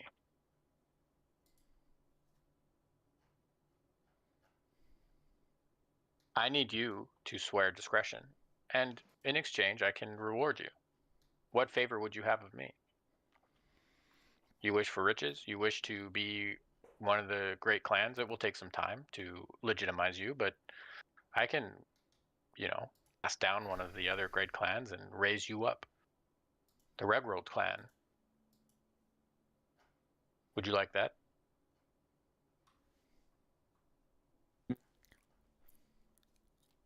I'm having a hard time deciding I need what's you to good. swear discretion to me and all your party members. You will swear discretion. Good luck getting us to swear. I know. I'm in a moral quandary above board because I understand. Like, you don't want to cause upheaval. That could cause chaos and other problems, right? Uh-huh. And so I get where she wants discretion, although it does seem like a power play as well to maintain power. Also, Yeah, doesn't that book contain the way to like cast the Snow White syndrome? I don't know if I would give that to her. Yeah.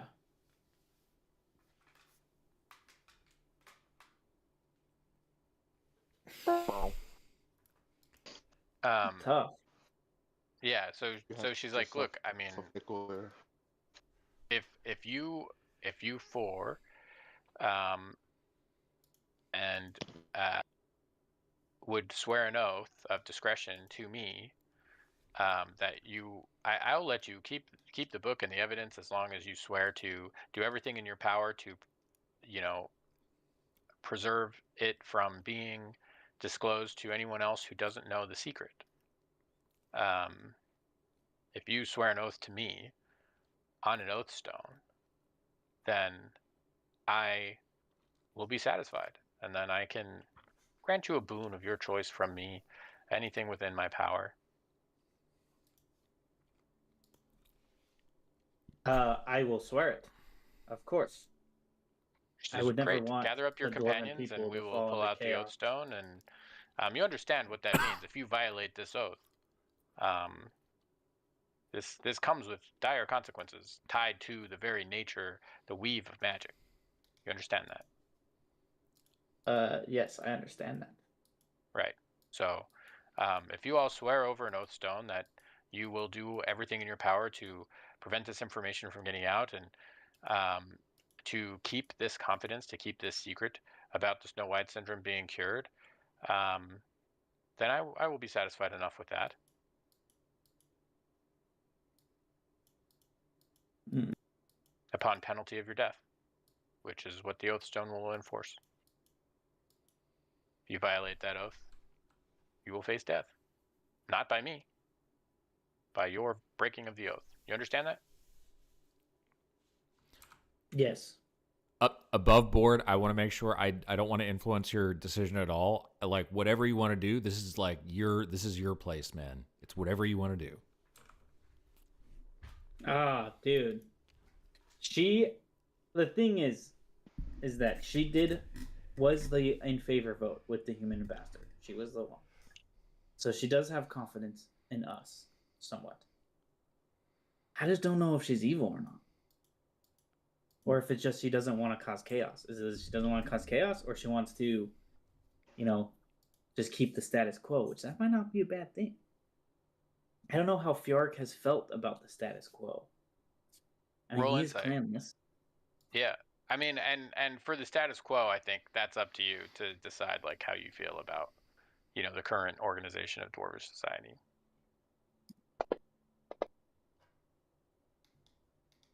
Wow, that's good.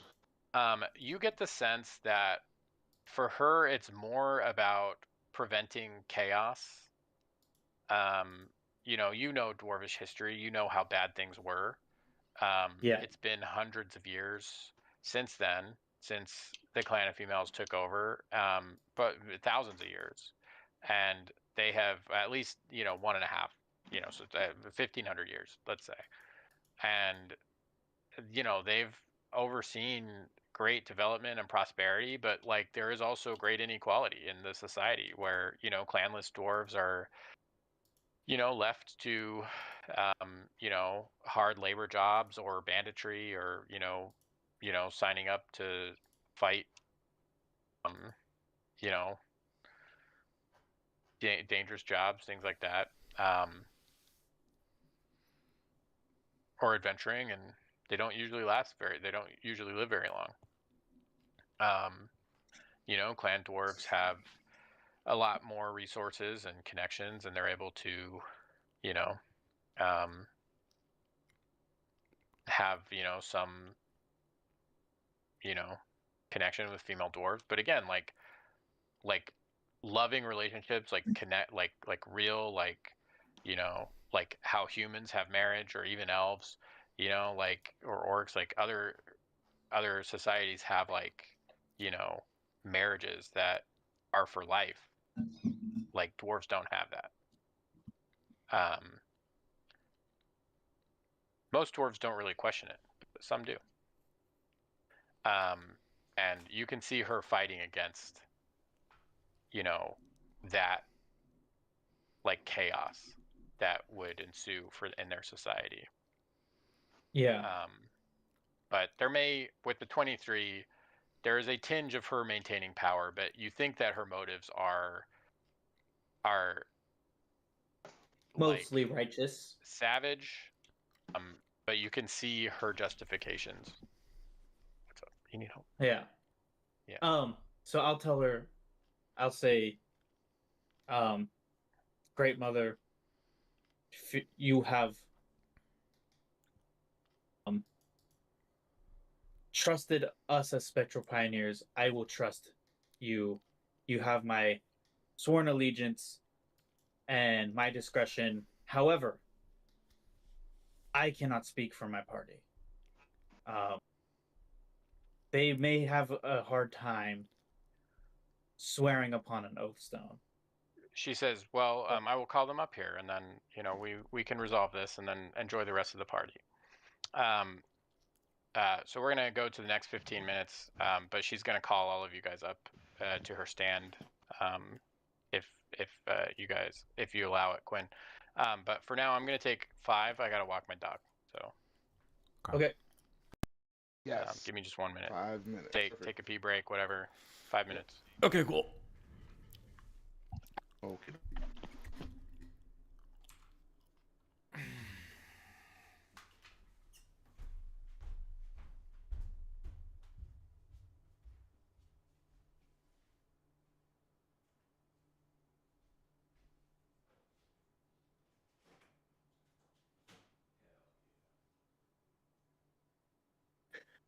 Oh, I hope I'm not messing up.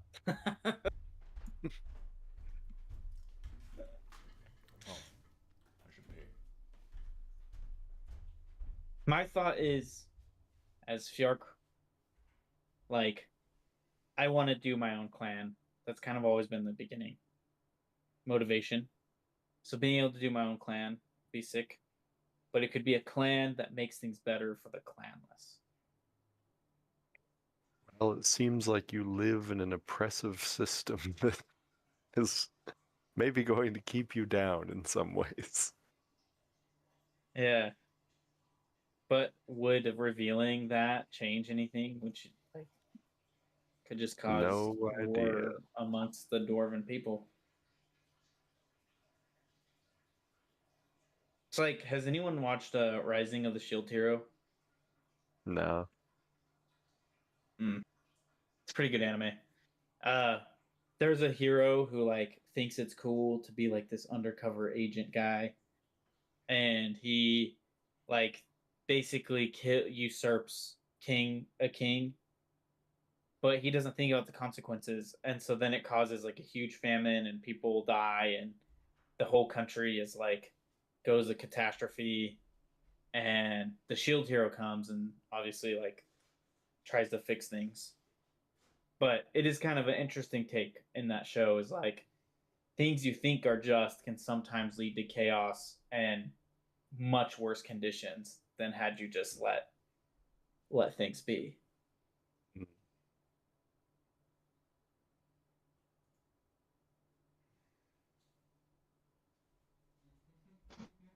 Dude, this is insane. Good.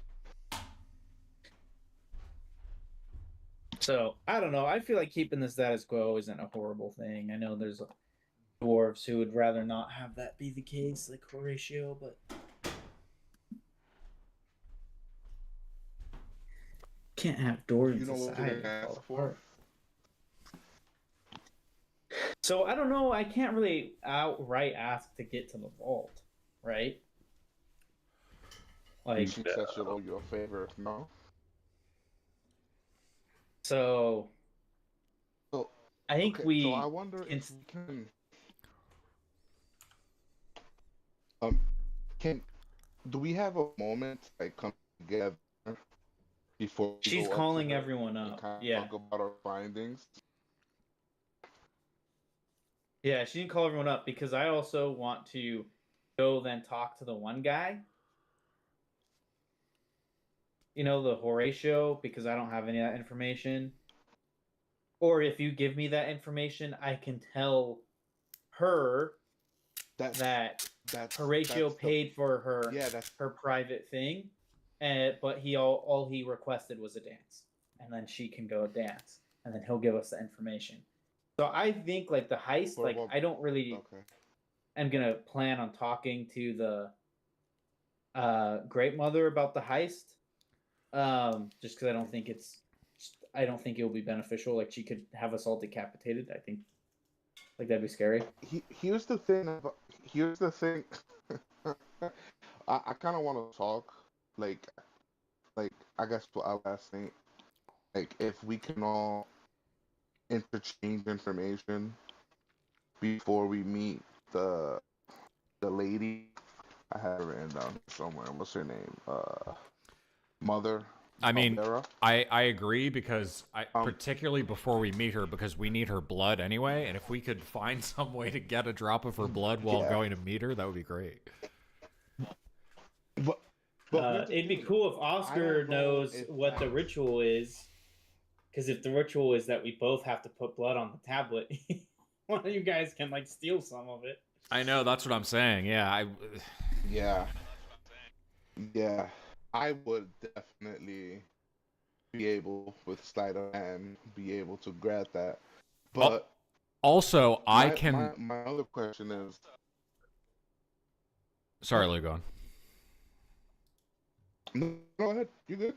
No, I was gonna say I have the robe of many items or whatever, and I forgot. I had planned on doing this, but I just forgot once we entered. I like mind fogged or whatever.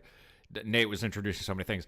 I meant to take one of the patches off, and it's a dagger, and I could give that to you, and that would be like an easier way, I guess, to draw blood. But I don't know. Yeah. Alright, guys, Also, I'm back. for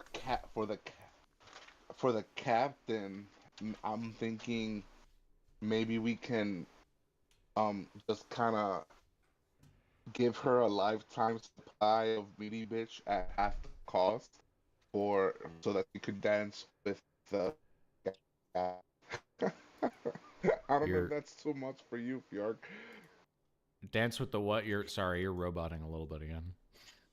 Well, I already had said that Captain Borva, like, if you are able to communicate the information, I'll just go to her and then be like, don't worry about the tab for the case. The other guys picked it up. And then we can just tell the other guy later, hey, that's all she's requested for a dance. Because he seems very well off. Hello. I'm back, guys. Okay. Did Lou drop? He was Hello? roboting a little bit, and I mentioned it, and he might be reconnecting. Oh, okay. Oh, there he is. What's up, Lou? Hey, Hello? Lou, if you're talking, we can't hear you.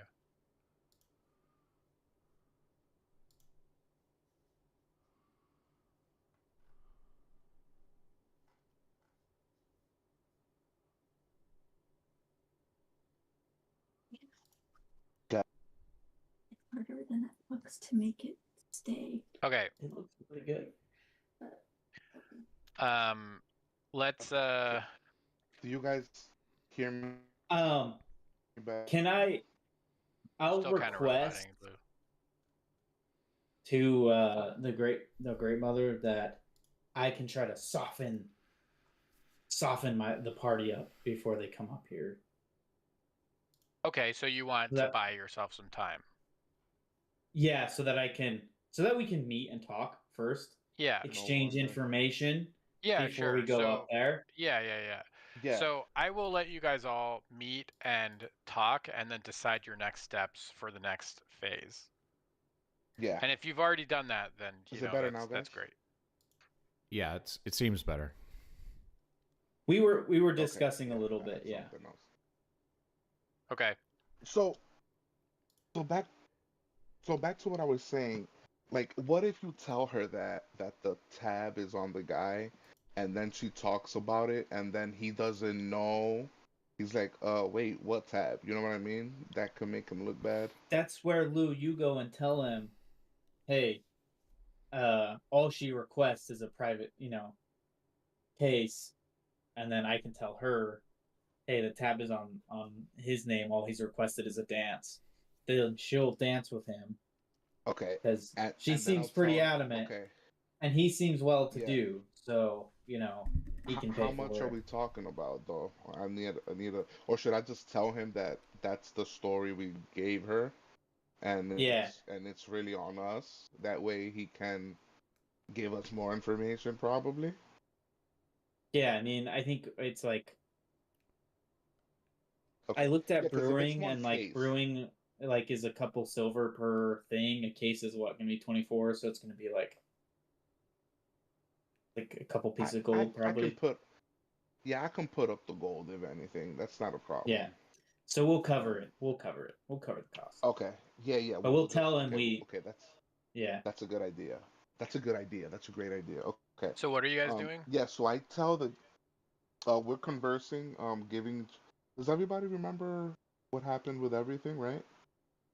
Yeah. So Lou and I are conversing about getting the Horatio's help, and he just wants a Horatio's dance help. from Borva.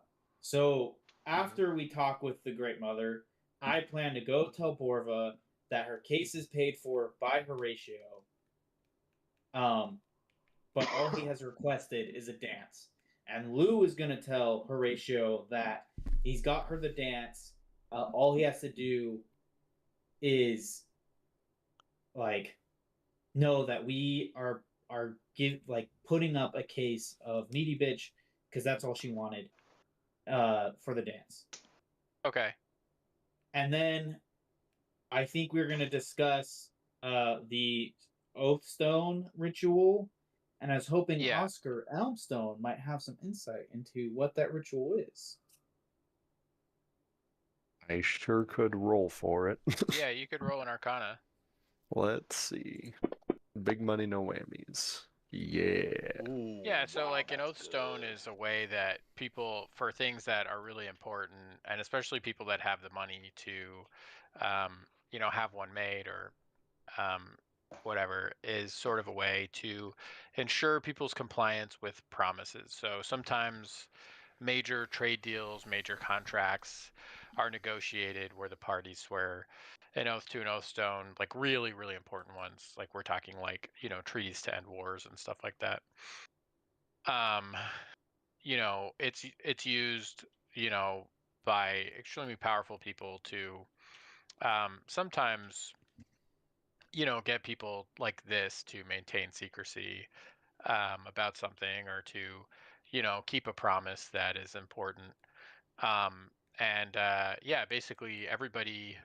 Um, the way it works is it's not the letter of the oath, but the spirit of it. So if you are trying to weasel your way out of it, it will essentially still bind you. And yeah, it's essentially um, a way of ensuring that people keep their word. So if Uh, everybody gathers around an oath stone and with intent to establishes their intent to maintain an oath, then that will be kept. And if you violate it, um, it essentially leads to death. Um, it's not immediate, but it is essentially just a, um, you know, eventual and crumbling the from the inside. okay, understood. Is there any blood exchanged in this stone ritual? Yeah, by the way, I for sure tell everyone Roll that we need history. her blood. We need her blood. We need her blood. We need her blood. Roll history.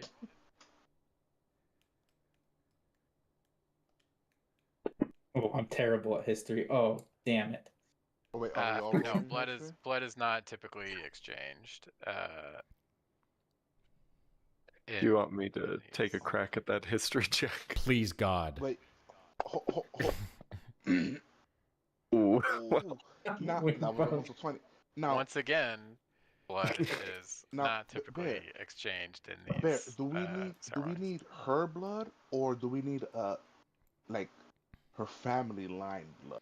Well, either one is acceptable, but I do. The problem with finding blood from her family line is that in their culture, no one knows who their mother is or who their father is, you know. And Well, we would have to try and get her to tell us who their kid is, and I don't know how we would isn't find it out. isn't Lady Cara Stoneheart her daughter? No, she's her protege. Yeah. They have Protege. Oh, so the we same don't clan know. name because they're from like the same faction. Gotcha. Okay. Oh, could be. It's I mean, possible, yeah, but I, Do they that's I might bear a have, familial resemblance? I might have an roll idea. a investigation or insight.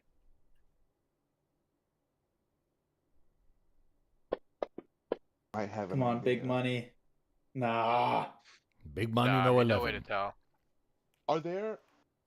Are there servant? Obviously, you said there were servants. Are there going around with like uh champagne glasses or anything? Yeah, Okay, I'm gonna take one Also, before we go.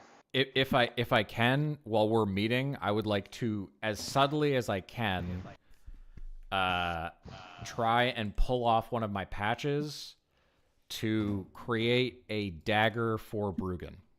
I don't know if it's going to prove useful, but it might, so I'm just going to try and do it. I I know you have I'm gonna scimitar, but I'm gonna no. I'm gonna take the dagger. I'm gonna put it, like next, like in my like, I'm hide it away, and I'm gonna say, brother, this is a party, and then I'm gonna look at it, and I'm gonna like, huh, this might work. With the champagne glass, what I'm gonna do is I'm gonna take that dagger that he gave me, look around, make sure nobody's looking, and I'm gonna nip the top of the glass so that it's like a little bit sharp. Not sharp enough to go crazy, but yeah. just sharp enough that if I accidentally bump into the lady, I can nip some blood. Okay. Okay. Or like Okay. if it's like offered to her for a drink, Nope. like I, it could like nick her lip, or you're just trying to like actually use it as a I, shank. no, as a shank. So what the I'm gonna highest do class is this is shank. the plan. Okay, this is the plan. Okay. As we approach over there, right, I'm gonna pretend to stumble and I'm gonna kind of fall on her and accidentally cut her. Accidentally cut her. Like And one, that kind of social faux pas would be enough to get kicked out of a party. So I will keep that in mind. If you do that and you draw blood from the host of the party, like even if it that was would a be mistake. pretty bad. If you wish, however, to offer that, like you nicked it so that it's like sharper on one end, if you Yeah. offered that as like Yeah, as a a drink. glass for a Yeah. toast, there's a chance that she could like cut her lip on it, You know right? what? You'd Yeah. have to find some way to get it back from, I, you know, because she's not likely to hand that back to you. But you know, yeah, that it's that okay. is that is a possibility if you You know what? wish to try that. Let's. That's a good idea. I I thought got it. that's what you were trying to Yes, do. let's do I that. was like, oh, that's clever. Let's do that. Yeah, that's a better idea. Okay. Okay, So is I'll get everyone to good with swearing to the oath stone? if you think this is a good play, Bjark, then I will support you, my good sir. I We have been through the depths of hell and back, and you have not failed me, my friend. I tell you what, this seems okay, but I will say I do not believe I will make an oath to try and prevent anyone from figuring it out. Figuring it out. I will just say Yeah, because I agree. she could try and use that to make us do things. So I will just say that That's true. I will keep it to myself. Because the other one turns us into like agents, right? Of hers. No, it's that you'll keep it to yourself and that you'll protect like the information that you guys have in your possession from being disclosed to other people, right? So it's not that you will Oh, like actively, Oh. but okay. it's that you won't actively like, leave that out so that somebody else can discover it and find the truth, and then they're not bound by the oath so they can spread it. Like it's like Yeah. like the spirit of the oath matters here. It's not like you can like Yeah. weasel your way out What? of it. Also, What brother, if we? I have one other thing to give you, and I will Yeah. pass you. I don't know if this is going to be helpful, but the idea might be Keongtum's ointment. Nate, if you can pass that to Lou, it like instantly heals them for 2d8 plus whatever. So maybe you could nick her and then heal her. I don't know, dude. Oh, the ointment. Yes.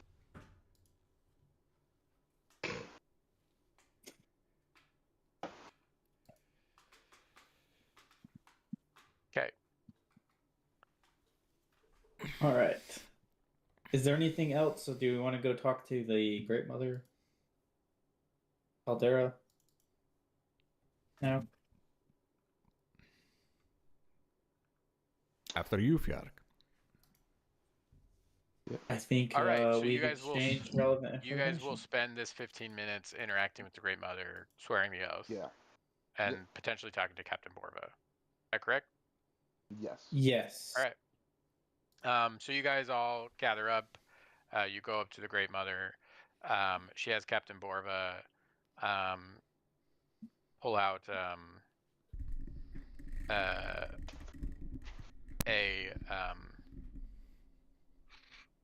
oath stone, and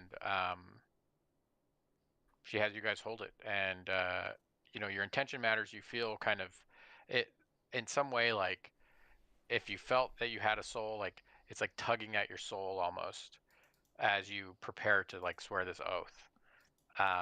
And the words don't matter necessarily like precisely, but essentially she asks you to swear that you will keep the information about the Snow White syndrome related to Snow White syndrome a secret, and that you will do everything in your power to protect the information that you already possess in physical copy or otherwise from being disseminated to anyone who doesn't know the secret. And What if it isn't gets bound stolen from us? by the same oath. Huh? What if it gets If it stolen from us? if it was stolen from you, then that's outside your power. But if you did anything to Okay, that's fine. make it easy to be Yeah. stolen or to right, like That, no, that's fine. Yeah. Yeah, that's okay. Yeah. Okay, that's good. So as you make that oath, you feel it somehow bind you. And so, like, what will happen is if I feel that you're sort of approaching a violation of the oath, this will be something that you feel. almost like a tightening in your throat of like, oh, I might be getting into dangerous territory with this oath here. Okay. And after that's done, I'm gonna say, well then, maybe we should toast to new beginnings, shall we? Uh, Great Mother Valdera, for you, my lady. And I give her so I have two champagne glasses.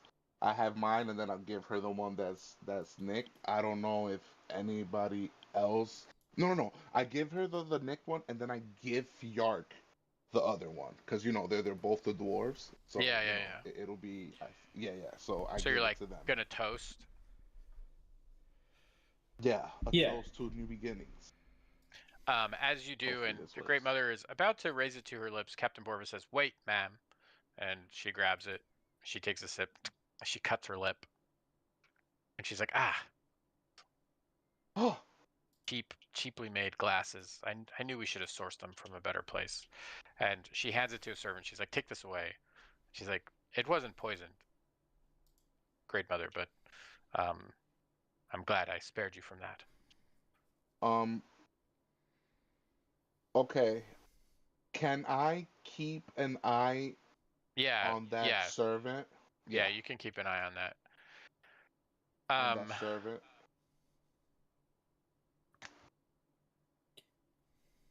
and the Great Mother says, "Well, I mean, um, if that's all, thank you for swearing the oath. I'm glad we could continue to work together as allies." Um, and Fjark, roll another perception.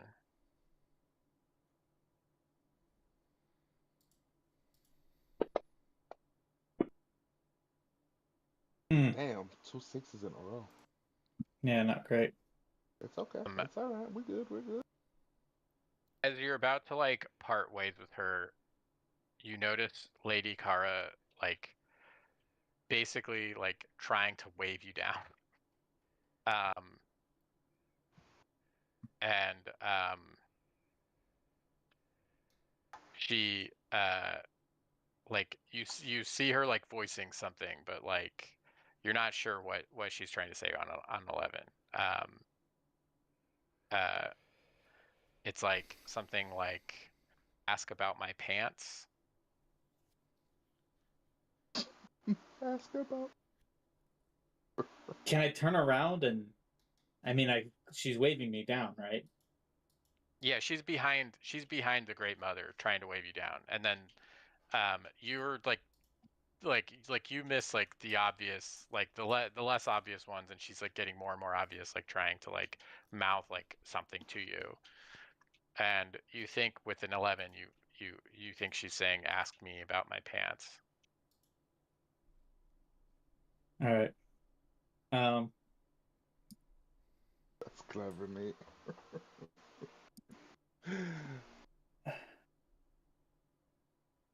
ask about my pants. I mean, I think she's ask about my parents or jeans.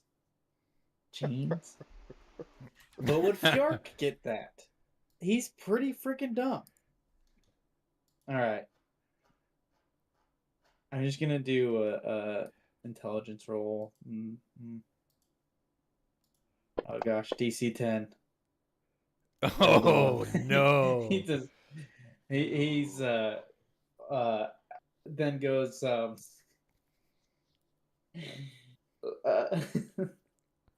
he asks the Great Mother, I also had a question. Uh Lady Caro, where did she get her pants from?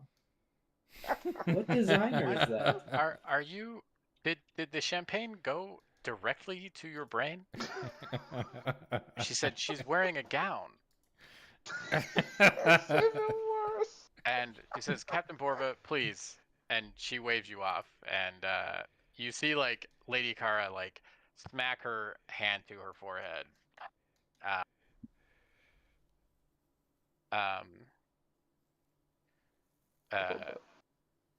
Yeah, you guys are dismissed. So that's the second 15 minutes. So you have another 30 minutes. We're halfway through the ball. I have to stop here because I have to attend to my dog. So I know I just walked her, but she's having a hard time. So I gotta deal with her, and we've been playing for a little bit. So I'm sorry to cut it short. We're having fun. We will pick up halfway through the ball. All right. Sounds good. Um, GG's. Can I? Sorry, before we leave, can I have discussed Horatio paying the bill for the thing and the dance with to Captain Borva? Yeah, we she's can do that escorting us before. out? Yeah, so you can have that conversation. We'll let you have that conversation before that the first half hour is up. So we'll pick that up later. Okay. Okay. Cool. Just put a note.